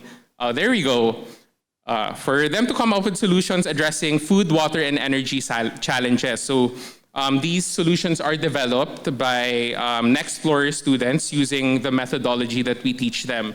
So on the lower right, these are the actual students that won the Bright Idea Challenge last year. So the problems that they solved in this competition is the first one, the market technology. It's the farm-to-table problem. So Market was the digitalization project that helps connect farmers with end users. So essentially removing the middleman. And then the other one naman, the one on the bottom, is ito yung water desalination solution that uses wind energy. So mga estudyante yung gumawa ng mga solutions na to. So it's a really cool Let's see what initiative. UST can come up with. Come join Tomasians. All right, next explorers. Okay. Sorry, next slide, please. Okay, there. Okay, still more empowering lives. Si Shell Livewire naman is focused on supporting SMEs. So this started in 1982 in Scotland, but in the Philippines, 2020 na siya nag-start. But since it started, so in the last 4 years, we supported about 800 businesses, trained 141 enterprises, and produced about 700,000 jobs. And 12 of these enterprises are actually already directly linked with the Shell value chain, meaning we use their company's products in our value chain. An example of this is Suds. If you're familiar with the soap brand, so they are also a product of the Livewire program. They support the circular economy because the bottles that they use are recycled, and they also use dissoluble soap. Another example of that is Vortex naman. So they are a company that focuses on small vertical wind turbines that can power up small households. And sheds as well. So we're using them in our Shell Calapan terminal. So there are about 3 to 4 turbines that are being used to power one of the small sheds in our terminals. So again, the possibility of being incorporated into the Shell network is very, very high. Yes. Okay, thank you. Okay, go ahead. So we're talking about back to operational application, Yes. executions. So the Paris Agreement was signed in December 2015. And then in 2016, Shell globally started activities to net zero. Kaya whenever we compute for our carbon emissions, our baseline is always 2016. If we look at Shell Philippines, we have lowered our carbon emissions in our operations by about 90%. Woo. We were producing about 300,000 tons of carbon emissions before, but now we're about 27,000 tons. Ang malaking reason here is we also changed our portfolio. So when we took out our refinery and transformed it into a world-class import facility, but that portfolio change shows that we wanted to transition the company as a whole. But since we're still at 27,000 tons, so we're still producing 27,000 tons of carbon emissions, that's why we're doing all of these other initiatives. So we have installed about 5,000 solar panels in our terminal facility. So the lower right and the bottom right is in Tabangao and in Villanueva. We have 145 mobility sites with solar panel installation. So we call these mobility sites as sites of the future because they have special architectural features that promote sustainability. And the last point is that we have 100% renewable power for our Batangas terminal and SLEX Mamplasan station, which is powered by Shell Energy Philippines. But you know what? This is not an easy transition, I have no doubt. But as you can see, especially to our students here, the future is happening. It is possible. Difficult decisions are part of the process. Correct. But you can see that the companies are walking the talk. They are doing it. There are already steps in place to keep going. From 90%, hopefully you will achieve even less emissions. Yes, correct. So our goal in Shell is really to move in step with society. So there are 3 main things that that we're excited about for the future. So there, okay, that's the correct slide already. So the 3 main principles that will guide us and continue to guide us as we continue in our journey to net zero is, so first is energy user. So how will we contribute as an energy user, meaning how will we decarbonize our own operations, like what you mentioned earlier. The second is how will we contribute as an energy provider? So this one naman is helping or supporting our partners and customers in their own decarbonization journey. And then the third one is a partner in energy transition. So how do we become a partner in the energy transition? How do we partner with private enterprises with government agencies and hopefully influencing them, given that we have experience when it comes to energy transition and circularity with our experience in the region and also globally. So we can also share best practices that were or are being done in other countries and how it can be adopted in the Philippines. Thank you. Yeah. With that said, last slide. Yes. Thank you. A round of applause for Sir Nate, ladies and gentlemen. Nate De Jesus of Shell. Thank you so much, Nate. Thank you. Thank you. And after three very engaging speakers, one from the real estate, two from the energy, I'm going to shift gears and now introduce a lady who will be talking about her company's sustainability efforts in a very localized, proudly localized and Filipino way. So our last speaker for the morning session works for a company that is the country's biggest owner and operator of 100% Filipino homegrown hotel brands. They support the Philippine tourism sector by showcasing the best experiences for some of the country's top destinations that travelers obviously look forward to and enjoy. So to share about Sampaguita brand of Filipino hospitality, a round of applause for Megaworld Hotel and Resorts Managing Director, Ms. Cleofe Alviso. Hey, Cleofe.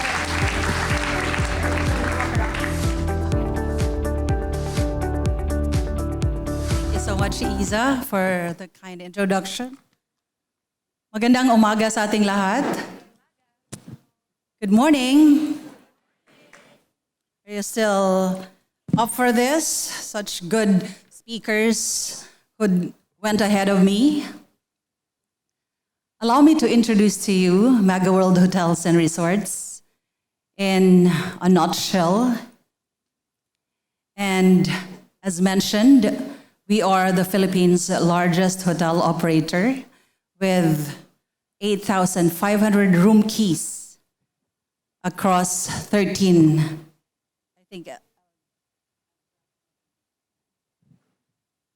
I'll grab this.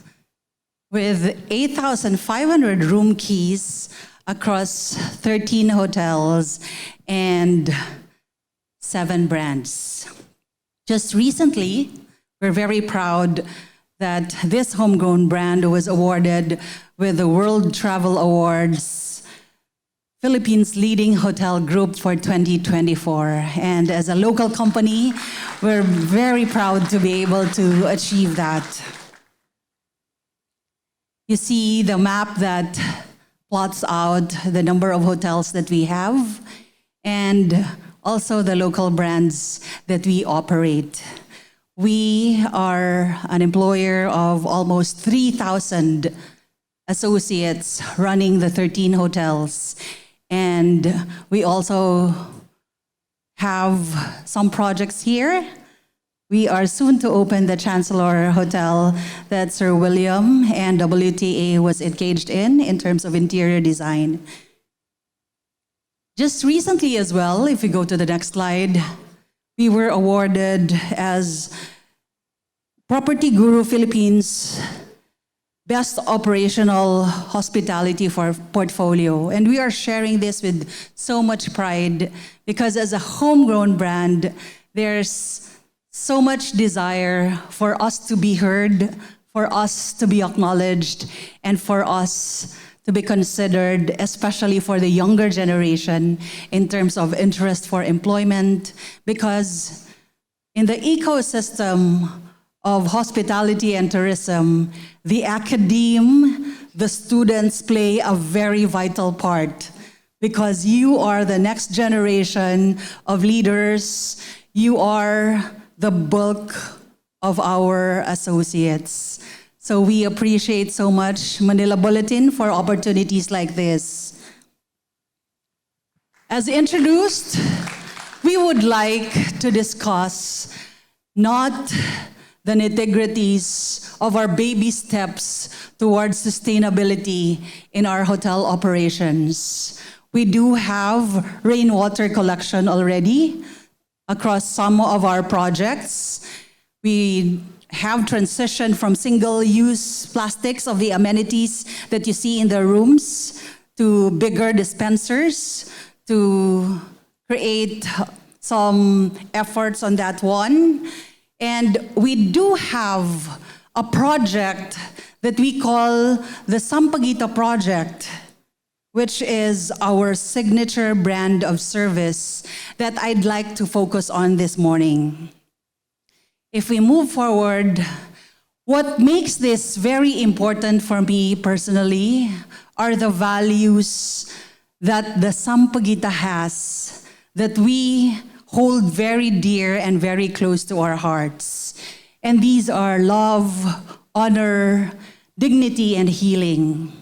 Across all our 13 hotels, we do have the culture of happiness that we call our COH, which is the culture that we take reference from in terms of running our hotels as well as taking care of our employees. If you see the booths downstairs, there's that stamp of the great place to work.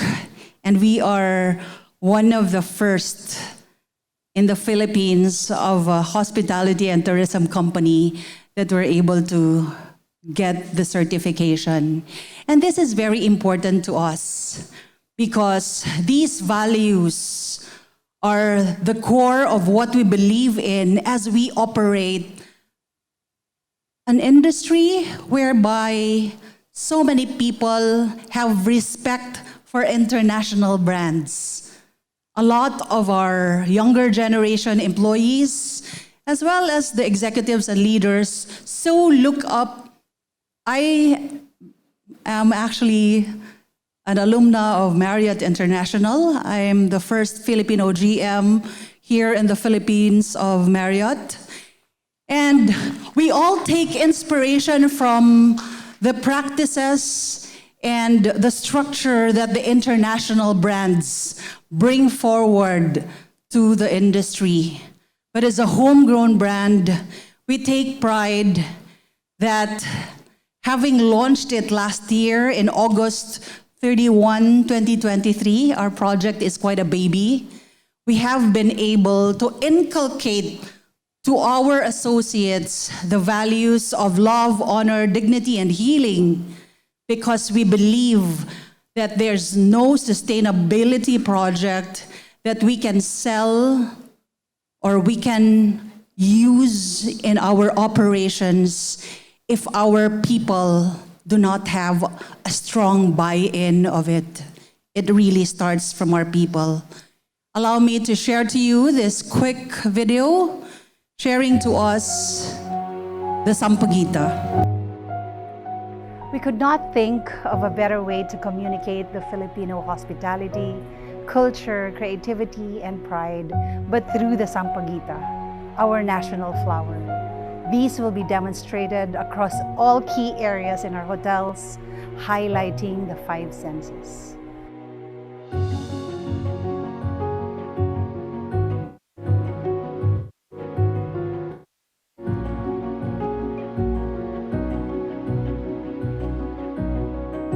Megaworld Hotels and Resorts, and the Sampaguita, homegrown, full of surprises, with varied uses, and one that each Filipino can really be proud of.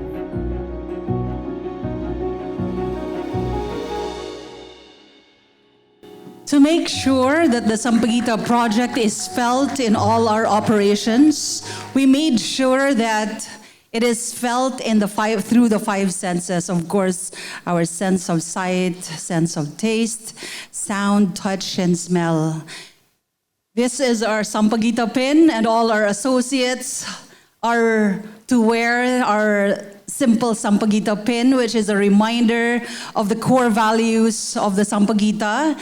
And our last petal, because this has 5 petals, actually has the color of our flag, red and blue, and of course, the symbol of the sun. So much Filipino pride running in our blood, and we can gush about the passion and commitment that we have to make sure that in our industry, we are able to send off the message that a Filipino brand can be one that we can truly be proud of And we know that as aspirations are always there for us to be affiliated with international brand, there's so much that the Filipino can offer, and we want to be able to instill that across our associates. We had a great reminder of how Sampaguita can be inculcated across our F&B offerings. And our F&B Council has been very focused in developing products that use not just the Sampaguita, but actually local produce and endemic ingredients where we can also push forward the products of our local farmers.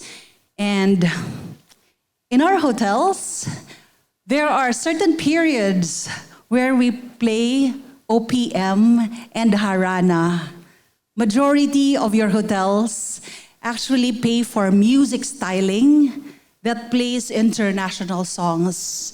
And it's beautiful a sight and experience when our guests actually sing along with the beautiful Filipino songs that we are all very proud of as well.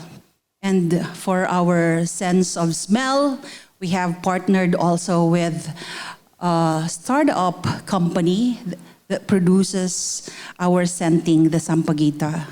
One of the milestones in this project is when we launched it last year, just in August 31, 2023. Like I said, we're still a baby. When we launched this and shared our hearts in the desire why we put forward a Sampaguita project, we were so moved by the response of the media. We were so moved by how people take so much pride that we are doing this not just to put forward our culture and heritage, but our pride, our sense of pride as a Filipino nation and what we can do. Allow me to share to you as a milestone another video that will showcase the planting of 2,500 Sampaguita seedlings across 5 townships of Megaworld Corporation. This day, we decided to plant 2,500 seedlings of Sampaguita plants across key townships and estates of the Megaworld Corporation.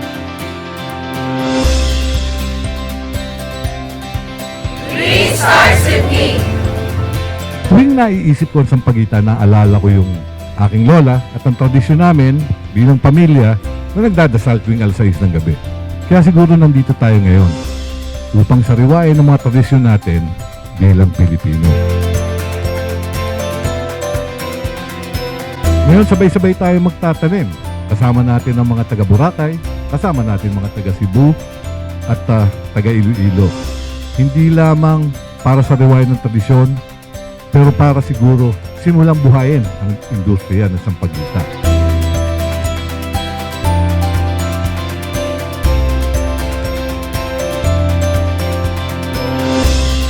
Our purpose today is to make sure that our kids in the future would have something to look at and something to celebrate as a Filipino.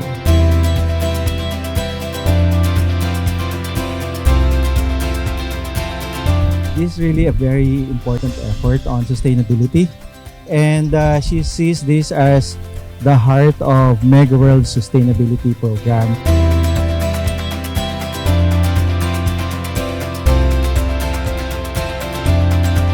Our Sampaguita is for your honor and glory. In Jesus' name we pray. Amen. We are very glad to be able to do this, and hopefully this will not just end as a project for us. It is already one that we can call our advocacy.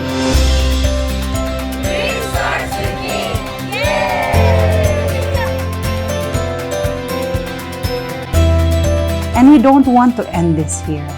We look forward to the many beautiful years of cultivating not just the Sampaguita plants, but the love for Sampaguita, the love for our country, and the love for service.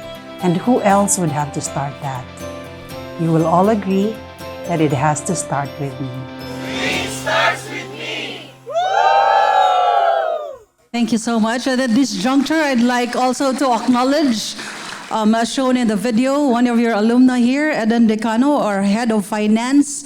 Diba? Finance and sustainability can go together. She's also an alumna of UST, a CPA, and also our head of finance.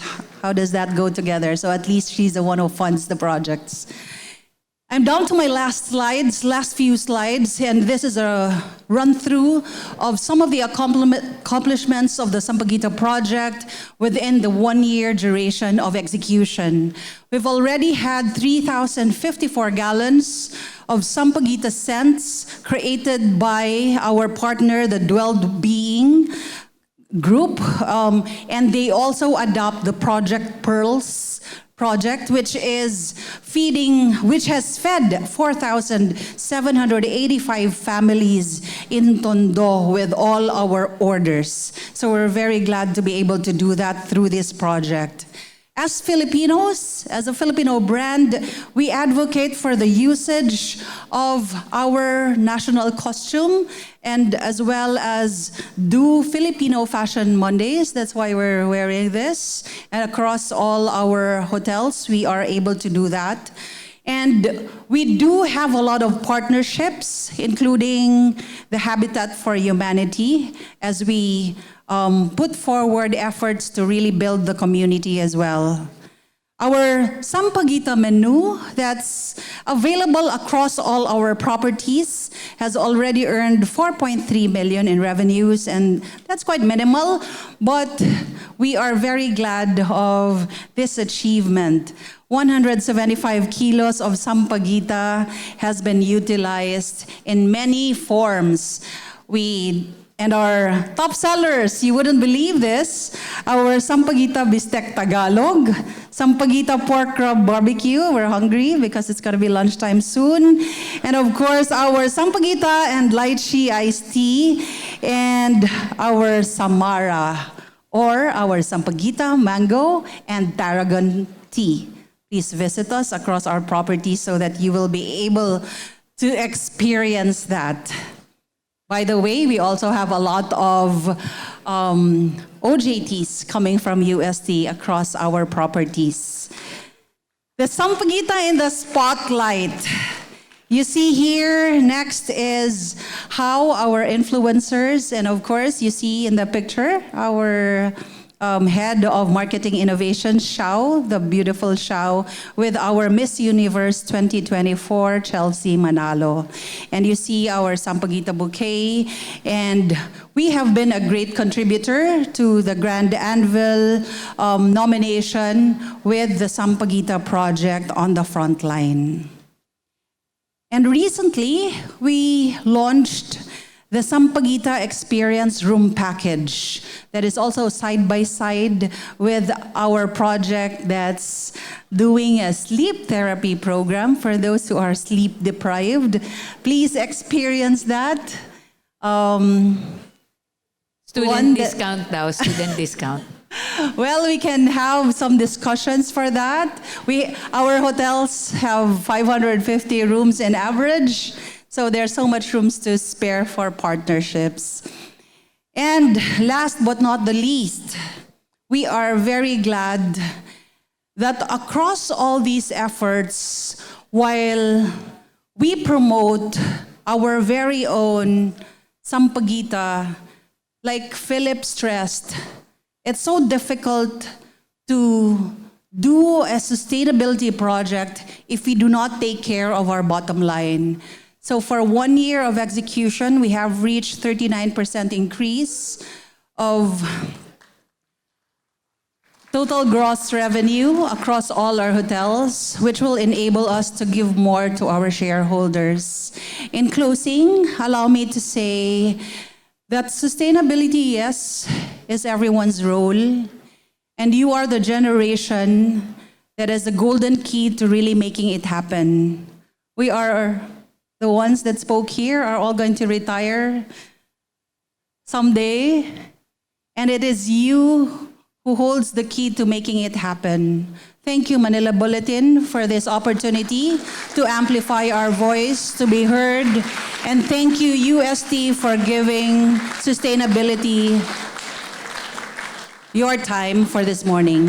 Thank you, Cleofe Albisa of Megaworld. Proudly Filipino talaga. We saw the pride in there. 5 senses. Thank you, Cleofe. Cleofe, we're going to have a panel discussion later on because at this point, thank you, Cleofe. I'll see you in a bit. I believe it is time to we have an extra special speaker this morning. And I wonder if you already noticed that she sat on the front row during our speakers while we were having the interviews on stage. So without further ado, to introduce our extra special speaker, may I call back our editor, Mr. Ray Ilagan, please.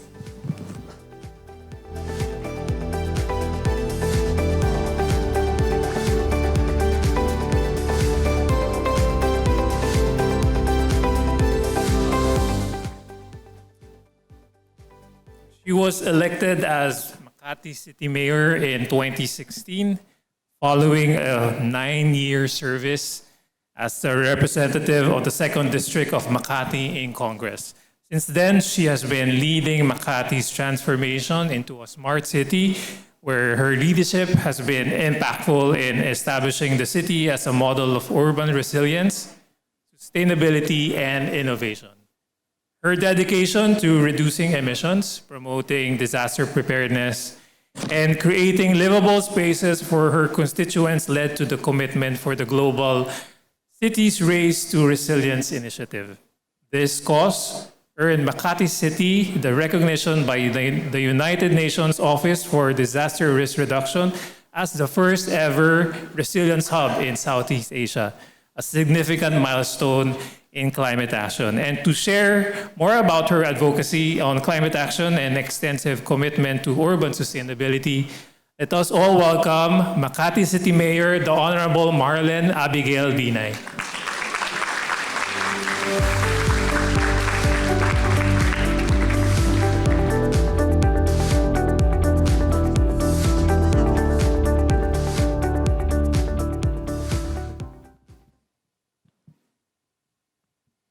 Good morning to everyone.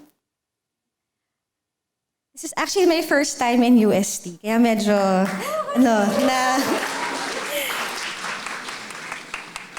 My mom is an alumni here, but I never had the chance to come to UST. Kaya parang sabi ko, it feels, ganito pala yung UST. Mga akong turista. Anyway, Reverend Father Louis Coronel, and the academic units and officers from UST, magandang umaga po sa inyong lahat. It is a privilege to stand before you today to discuss an issue affecting not just our city, but the world, sustainability and climate action. As the financial heart of the Philippines, Makati City plays a critical role in our nation's economy. With a daytime population of approximately 2.5 million people, nabawasan na po dahil nawala po yung 10 barangay. Noong una po kasi 5 million, ngayon 2.5 na lang.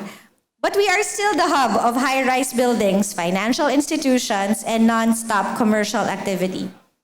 But with this comes great responsibility. As a city that contributes significantly, yes, admittedly, we contribute significantly to greenhouse gas emissions, and we are at the forefront of addressing the urgent need for environmental sustainability. As mayor and as someone who has lived with my family for decades, I know that we need to act decisively. Climate change is affecting us, obviously. In 2021, Makati City's total greenhouse gas emissions reached 1,785,374 tons of carbon dioxide equivalents. A staggering 76% of these emissions came from electricity consumption in residential and commercial buildings, and transportation contributed to 17%. This puts immense pressure on our city's infrastructure, economy, and most importantly, the well-being of our residents. These numbers are stark, but they are also a call to action. Our economy, infrastructure, and residents' well-being are at risk. That is why in August 2022, Makati declared a climate emergency, one of the first cities in the Philippines to do so. This declaration was not just a symbolic gesture, but a clear statement of our intent to take urgent and concrete action. Since then, we have worked tirelessly to reduce carbon emissions, promote renewable energy, and strengthen climate resilience. Our climate action plan, initially covering 2015 to 2023, has been extended to 2024 to 2054. Buhay pa kaya tayo nun? 2054. Ensuring we have a long-term, that's how long-term our sustainable strategy is. This plan is aligned with the United Nations Sustainable Development Goals and sets ambitious targets for reducing greenhouse gas emissions by 39% by 2030 and achieving net zero by 2050. Energy plays a pivotal role in our sustainability journey, and in 2022, Makati accounted for 4.93% of Meralco's total consolidated energy sales, or equating to 2,416 gigawatt hours. Of this, 1,738 gigawatt hours was consumed by the commercial sector and 660 gigawatt hours by residential customers, and 18 gigawatt by industrial users, with 72% of this coming from commercial consumption. These statistics emphasize the importance of implementing more aggressive programs to promote the adoption of renewable energy sources.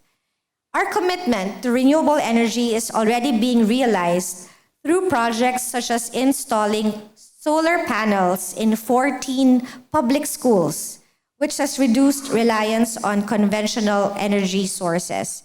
Moving forward, we aim to expand the use of solar panel in government buildings and public facilities, ensuring that Makati sets an example for other cities to embrace clean energy solutions. Since 2010, Makati has participated in the Makati Cities Resilient 2030 initiative, which integrates disaster risk reduction policies into urban planning. In 2017, we enhanced our resilience roadmap using the MC3 2030 Disaster Resilience Scorecard. In 2022, the United Nations Office for Disaster Risk Reduction proclaimed Makati as the first ever resilience hub in the Philippines and in Southeast Asia. This proves that Makati has effectively mainstreamed and institutionalized disaster risk reduction in its policies, plans, and programs. Our participation in international platforms like the Urban Transition Mission in July 2022 focuses on accelerating clean energy solutions to meet the Paris Agreement goals. In this initiative, we aim to speed up the deployment of clean energy technologies and make these solutions cost competitive within the decade. To reduce our environmental impact in this sector, we've partnered with Korea International Cooperation Agency, or KOICA, to roll out the Makati Smart Public Transport System, which includes electric buses. This initiative is designed to reduce our reliance on fossil fuels and provide a more efficient and accessible public transport system that benefits all residents. So in the Makati Smart Public Transport System, KOICA will be providing 40 electric buses, and for all Makati Zen card holders, they're not going to pay. So libre po yung sakay doon sa 40 electric buses if you have the Makati Zen card. As part of our push for sustainable mobility, Makati's Public Safety Department received 5 Hyundai Ioniq 5 electric cars to enhance our emergency response capabilities while minimizing our environmental footprint. We also plan to procure several electric motorcycles that will go around the city. And in addition, the barangays are also procuring their electric patrol cars, and we continue to expand the city's network of EV charging stations with 17 stations already operational. Through projects like the greenhouse gas inventory, we have identified high-emitting sectors, namely energy, transportation, and waste, and prioritized programs to tackle these areas. I think this one's the most interesting part of my speech. We have also implemented the Internet of Things technologies. We have installed 100 smart water and energy consumption sensors across public infrastructure.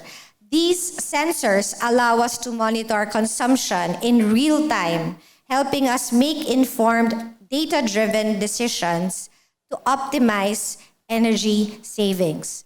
Why did we decide to deploy IoTs for our smart water and energy consumption? Because during the pandemic, I was very, very surprised that there was still water consumption in my schools when there is no school. So sabi ko, there's something going on here. So that's why we decided to deploy these water and energy sensors. Additionally, we also installed 600 indoor air quality monitoring sensors. Imagine indoor, ha? We're not just monitoring outdoor air quality, but we are also monitoring indoor air quality. We deployed 200 outdoor air quality monitoring sensors. And for those that like to hang out in Poblacion, we have also deployed 100 noise pollution sensors to track environmental conditions across the city. So the noise pollution sensors, we will also be deploying to all those na may reklamong yung kapitbahay po nila ay maingay na nagbibidyoke gabi-gabi. Kasi pag pinupuntahan po namin, hinihinaan ang volume, tas pag alis namin, lalakasan ulit. Yung noise pollution sensor nakakabit doon sa labas ng bahay nila na real-time mini-measure yung decibel ng ingay at kung sintonado siya. So these tools ensure that we maintain healthy living conditions for our residents while also supporting Makati's broader climate action strategies. This is supplemented by our participation in the Future-Proofed Cities project, which quantifies the carbon reduction potential of our programs. I'm proud to say that Makati City has been recognized for its ambitious urban climate action. We were selected as the national winner of the WWF's One Planet City Challenge 2024, which is the longest and largest climate challenge for cities. This year lang pala yun. In 2024, the Department of Human Settlements and Urban Development awarded us a plaque of commendation for our urban planning initiative, particularly our special mixed-use zone, Gino Ross's redevelopment guidelines, which we implemented in 2017. One of the critical drivers of Makati's sustainability initiatives has been the strong collaboration between the local government and the private sector. Public-private partnerships have played a pivotal role in transforming our ambitious goals into concrete actions, particularly in renewable energy, sustainable transport, disaster preparedness, and green urban development. In a dynamic city like Makati, where businesses thrive and industries flourish, engaging the private sector is not just an option, it is a necessity. The resources, expertise, and innovation that companies bring have enabled us to achieve more than we could. Our approach to sustainability has always been collaborative, involving all stakeholders to create a city that is not only livable, but also resilient and future-ready. One prime example is our partnership with Makati Central Estate Association Incorporated and Meralco to build EV charging stations throughout the city. This initiative has encouraged businesses and residents alike to adopt electric vehicles, reducing emissions from the transport sector and moving us closer to our goal of a greener and more sustainable Makati. In recent years, we have worked with developers to encourage the construction of LEED certified buildings designed to be energy efficient and environmentally friendly. These partnerships have significantly increased the number of green buildings in Makati, contributing to a broader goal of reducing energy consumption across the city. Through our green architecture and technology adoption programs, companies that install solar panels, create green spaces, or offer sustainable transport options such as bike racks receive tax breaks and other benefits. By leveraging the private sector's expertise, resources, and innovation, we can tackle climate changes head-on while improving the quality of life for all who live, work, and do business in Makati. As I reflect on our journey, I am proud of our progress. Makati has proven itself as a thriving economic hub and a leader in climate action and sustainability. But we know that the fight isn't over. Climate change is an evolving challenge that requires us to remain vigilant, adaptable, and innovative. Together, through collaboration and determination, we will continue to build a more sustainable, resilient future for Makati and the generations of Makatizens yet to come. Thank you very much. Mayor, thank you so much, Mayor Abby, for joining us here today for our sustainability focus session. May I ask you to please remain in the middle of the stage for some photo opportunities with, first of all, of course, our Manila Bulletin team. We have here the president of the Manila Bulletin, Dr. Emilio Siap III. We'd like to invite our editor, also Mr. Jordan Tan is here, business head, Mr. Ray Ilagan, our editor, Ms. Irish Lorenzo, and Mr. Philip Kuhnhing. May we have a photo first with our Manila Bulletin team, and then we would like to invite, of course, our partners from the University of Santo Tomas to join after this. By the way, okay. Oh, Secretary Coloma is also here. Sorry, the publisher of, Hi, Secretary, nandiyan ka sa mga estudyante. Nag-blend in ka. Oo. Sorry, can we give Secretary Coloma a round of applause, please? Manila Bulletin publisher.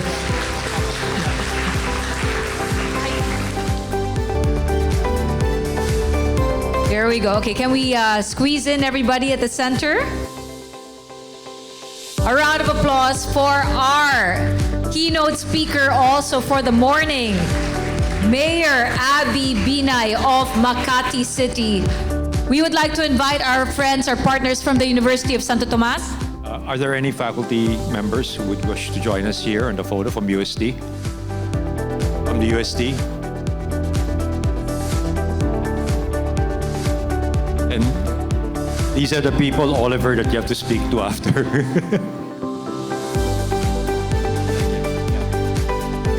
Thank you again to the University of Santo Tomas for having us for the Manila Bulletin Sustainability Focus Session.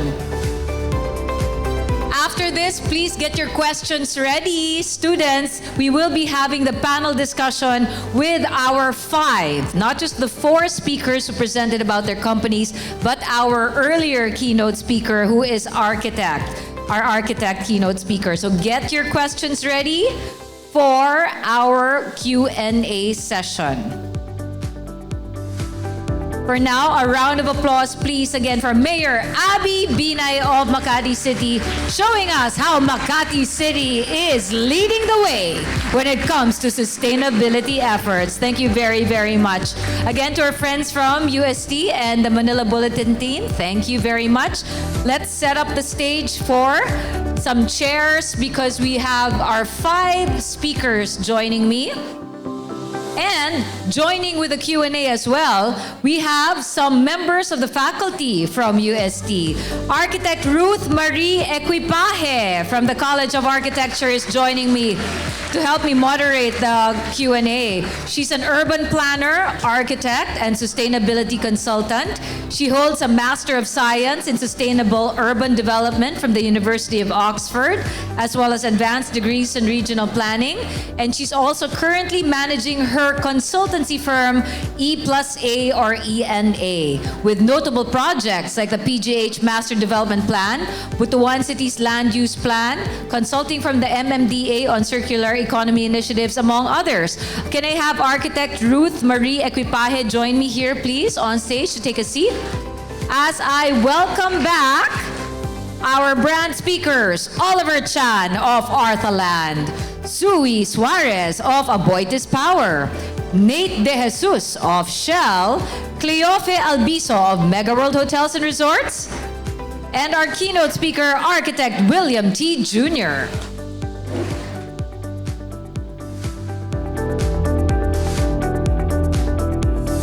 Sorry, let's make that architect Charisse Ong. Please do join me on stage to moderate.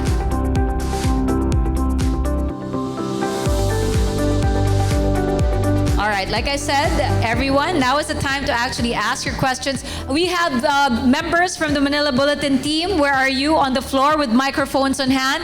All you have to do is raise your hand if you want to join in the discussion. This is a nice time to actually pick the brains of our brand speakers and our keynote speaker, should you want to expound on anything that they brought up this morning.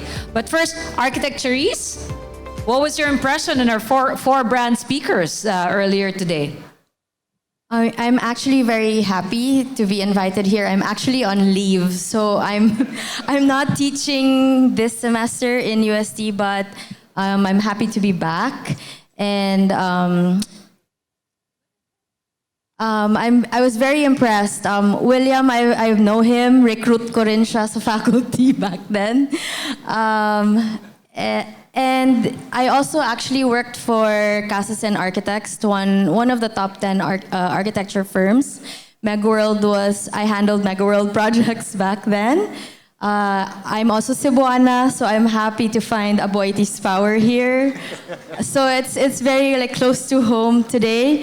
So about the sustainability, my master's program was a Master of Architecture focusing on sustainability. But for my practice, I said, bakit ako in-invite today? Because my practice is actually focused on interior architecture or architectural interiors. So the subject today was so, big scale.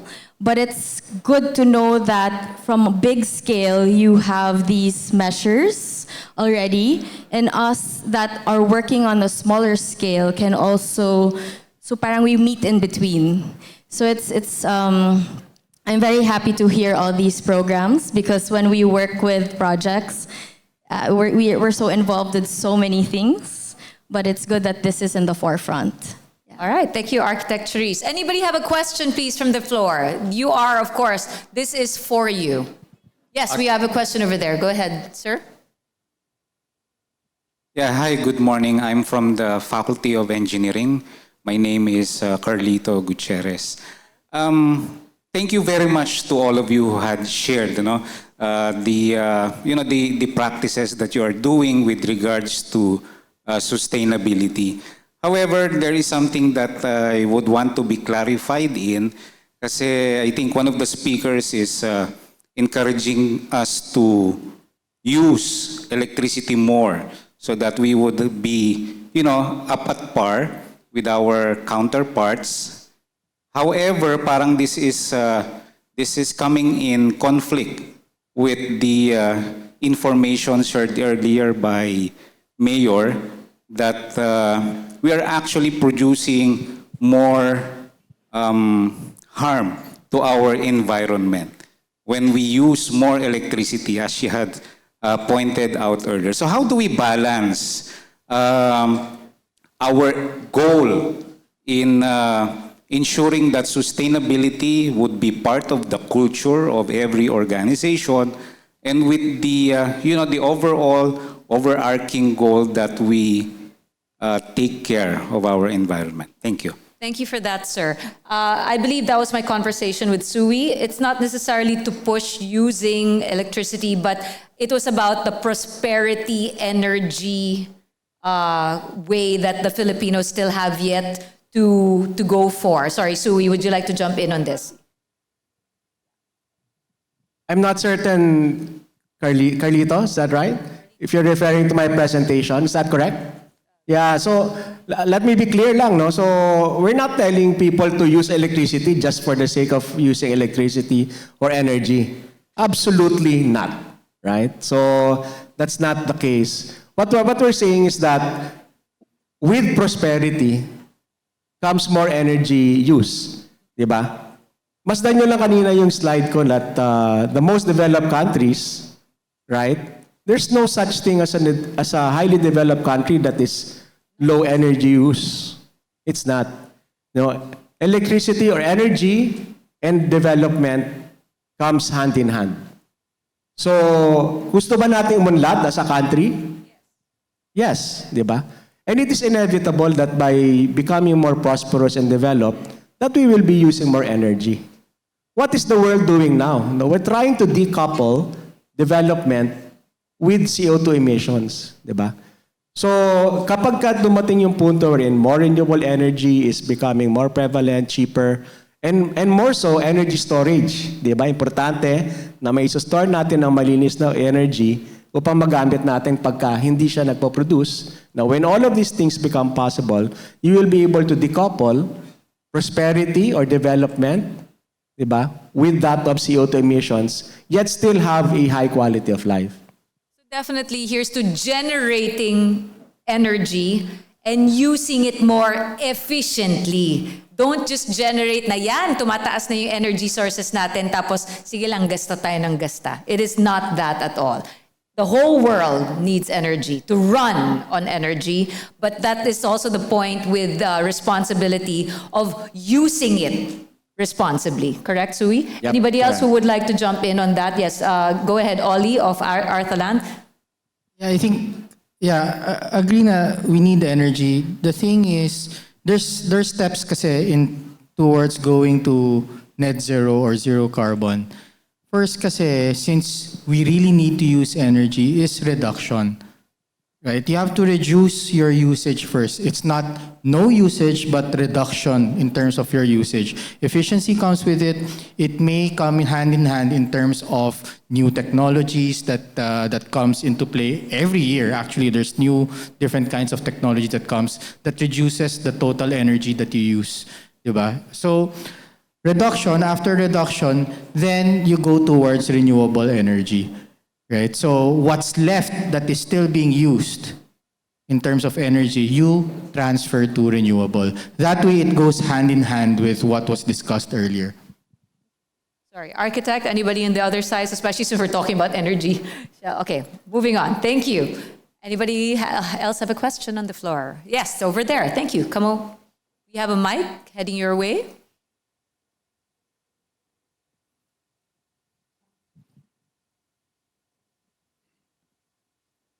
Mic test. So good morning to the floor and of course to our speakers. I'm also from the Faculty of Engineering. My name is Luke, and as advocates towards sustainability, I would first like to ask if you, as part of the private sector, are going to expand to be more inclusive towards our lower spectrum of the social classes of the Philippines, especially towards the working sector who are living paycheck to paycheck, day to day, considering that sustainability, regardless of whatever progress has already been made towards improving it, is still expensive and it has a very high capital cost. Are we looking towards expounding and including all of these people who are part of the working class, since knowing that it is expensive, may hirapan silang sumabay dito sa mga balak nating ma-overcome na mga challenges. Thank you. I think it comes to mind again, one of our speakers said, please vote wisely, because that's not just a private sector. But Mayor Binay already left, but that's also, I think, what government should do first and foremost. But I have no doubt most of the companies who are here on deck have CSR programs. Ollie, would you like to start? Yeah, actually, ours is not just CSR, but to your point, Luke, no, it's really getting sustainability to the broader market. So I see it as three things that we're doing. One is the one that I mentioned earlier, which is Una Apartments. That's more towards the mid-scale working class people. But then again, like what you mentioned, paano yung even the lower social class? Actually, we have two things. One is, I think this was last year, we signed with the national government, with National Home Mortgage and the DHSUD, that we want to develop the first sustainable socialized housing in the country. So for everyone's information, when you're a developer, part of your total development cost, which is about 5%, goes to a fund with DSHUD. So that fund, 5%, you have two choices. One, it goes to a fund lang, sila bahala on what they do with it, in terms of infrastructure or housing for the people. Or second, you do it yourself. So in this agreement that we signed with National Home Mortgage and DSHUD, we were able to agree that kami na yung gagawa using that 5% of development fund to be able to provide affordable, socialized housing na sustainable to everyone. So that's one. Number two, partnership also with National Home Mortgage. Again, this is affordability of sustainability projects. They have a new program. Well, it's not new na. People just don't talk about it. It's called Balay Verde. Okay. Balay Verde is a financing program for the lower social class or for people who work. What is this? If your development that is residential, let's focus on residential, we're talking about homes, is certified sustainable, that it meets criteria of sustainability of some international certification bodies, you will be able to get a loan for 30 years with a fixed interest rate of 4.5% with a maximum loanable amount of 6 million. Meaning, sa mga bangko ngayon, the interest rates are 8%, 7-8%. You get it at 4.5%, fixed pa for 30 years. Para lang ma-afford mo what you call a sustainable, affordable housing program. So those are the steps that we've already undertaken to be able to make sure that we can provide sustainable housing for everyone. Again, our goal is to say sustainability para sa lahat to. It's not just for the people who can afford it. So do our other brand partners want to chime in? Yes. I have one AboitizPower. a couple of examples. Now look, so yung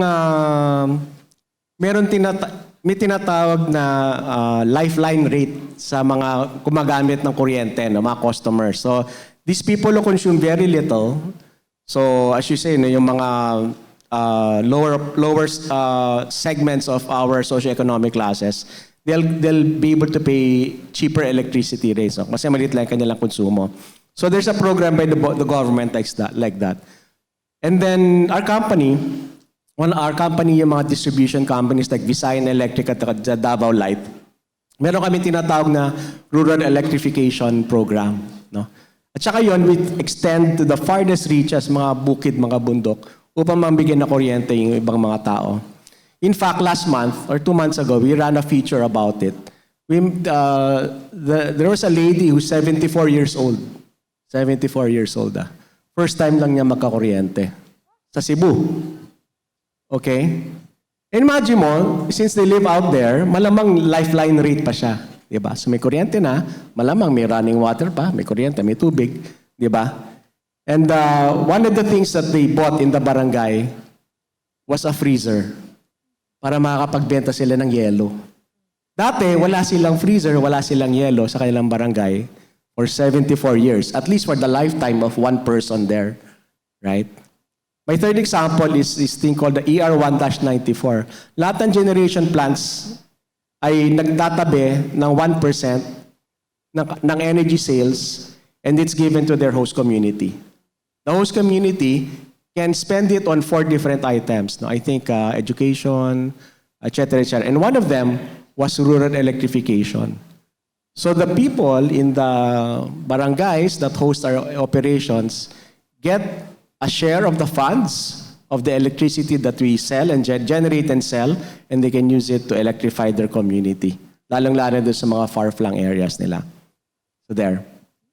Isa? Cleofe, of If I Megaworld. may chime in, this is exactly the reason why our Sampaguita project and our Circle of Happiness does not want to go too far, but hang on to developing our core. We have almost 3,000 employees, developing the psyche, the belief in what we can do, and enabling not just the marginalized segment, but our people themselves who have had their first step while they are already working.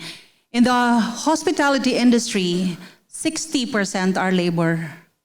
These are your housekeepers, these are your servers in the F&B, and these are the ones that do the hard work and the heavy lifting to serve our guests. And taking care of the business is our way of ensuring that you are given the capability to give more to the ones you have employed already. Case in point, when we had the pandemic, we did not retrench our people, and that, I think, sustained the families of our employees. We also make sure that we take care of the business so that our shareholders are happy. There's the capacity of our company to expand.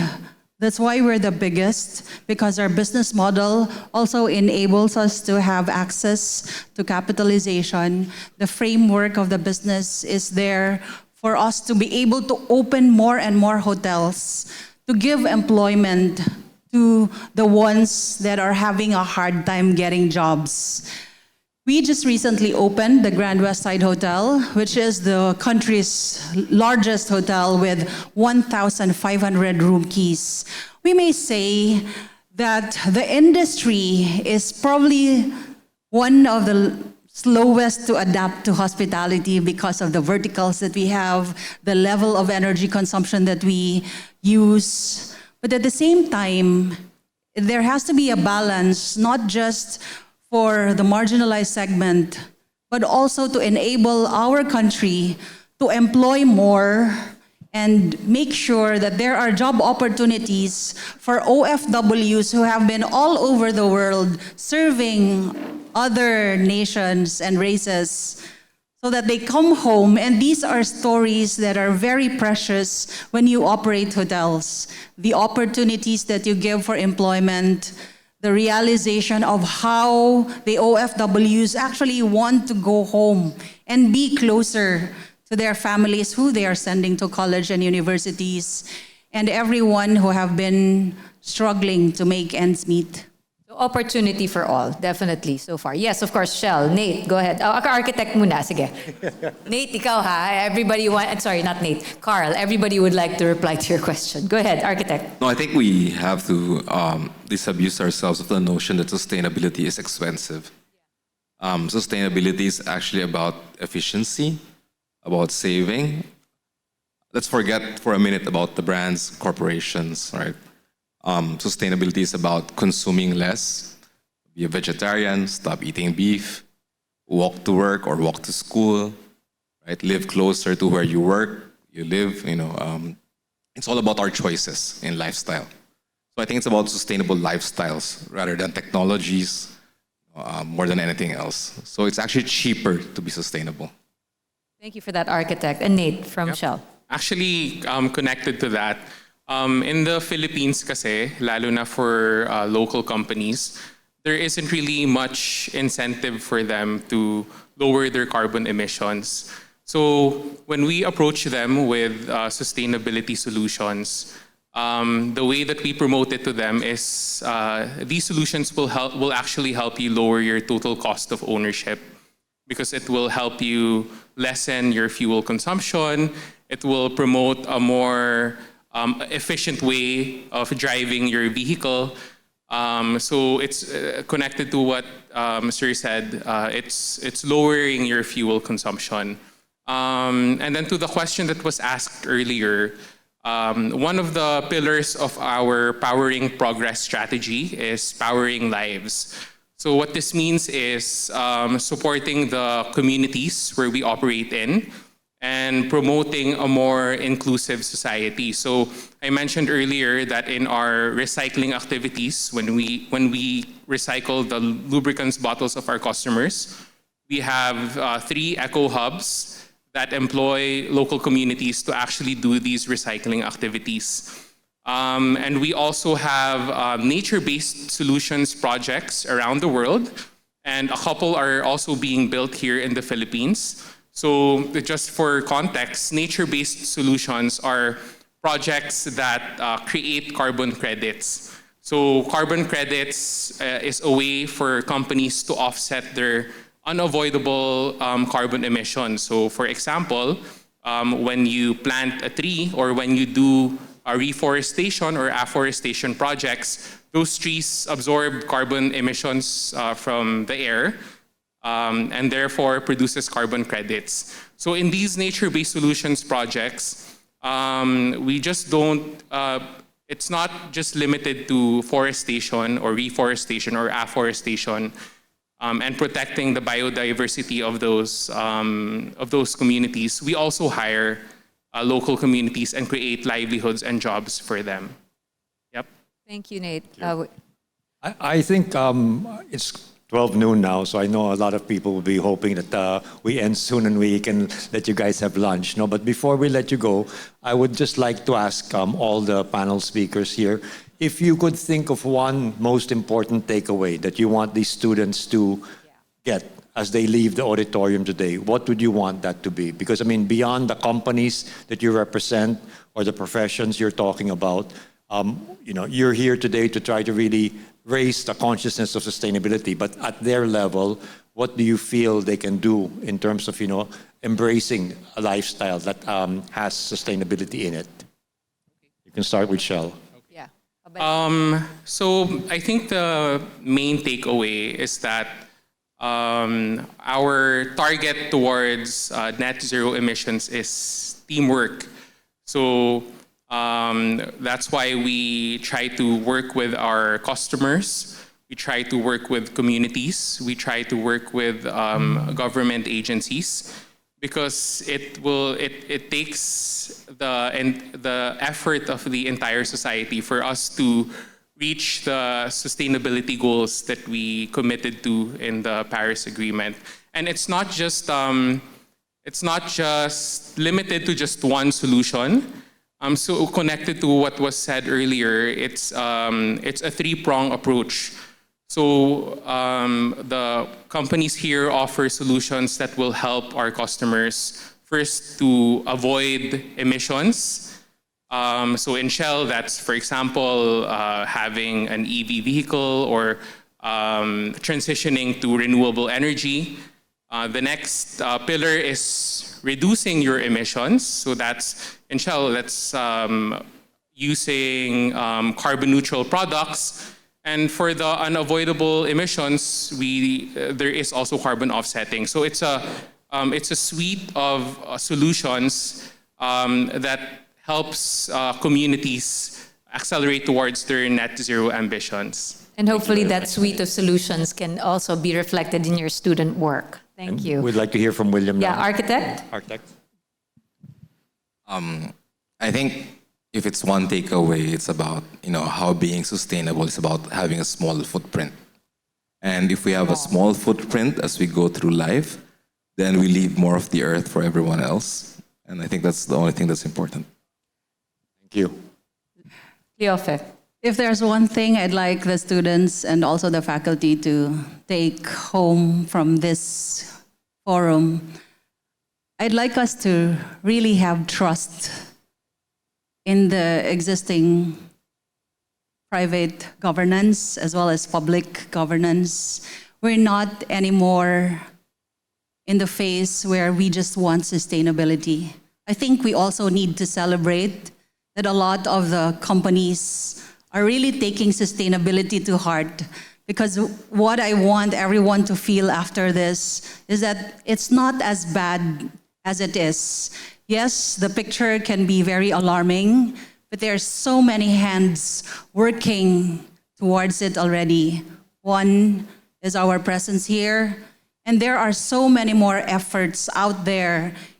Even if we talk about just our country's efforts, there are a lot of things that are being done, and the future is not as dark as it is. It's a collective effort. It's a collective effort, and more governance and more projects are being done to make sure that sustainability happens. I'm saying trust the adults, trust the existing leaders, and trust your companies, the conglomerates in this country that are really putting their hearts out to making sure that sustainability happens for your future.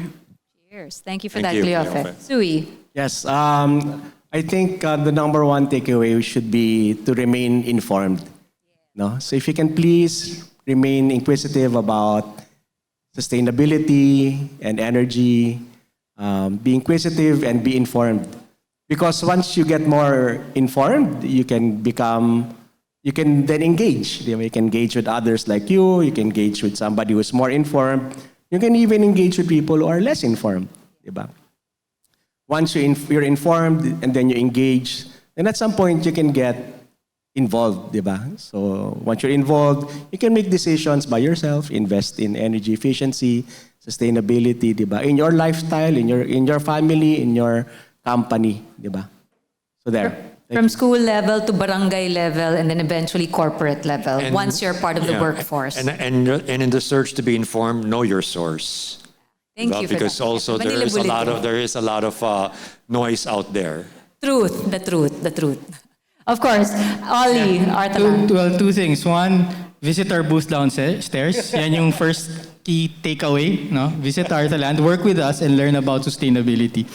Number two, I think it's learning, absorbing, and then applying it.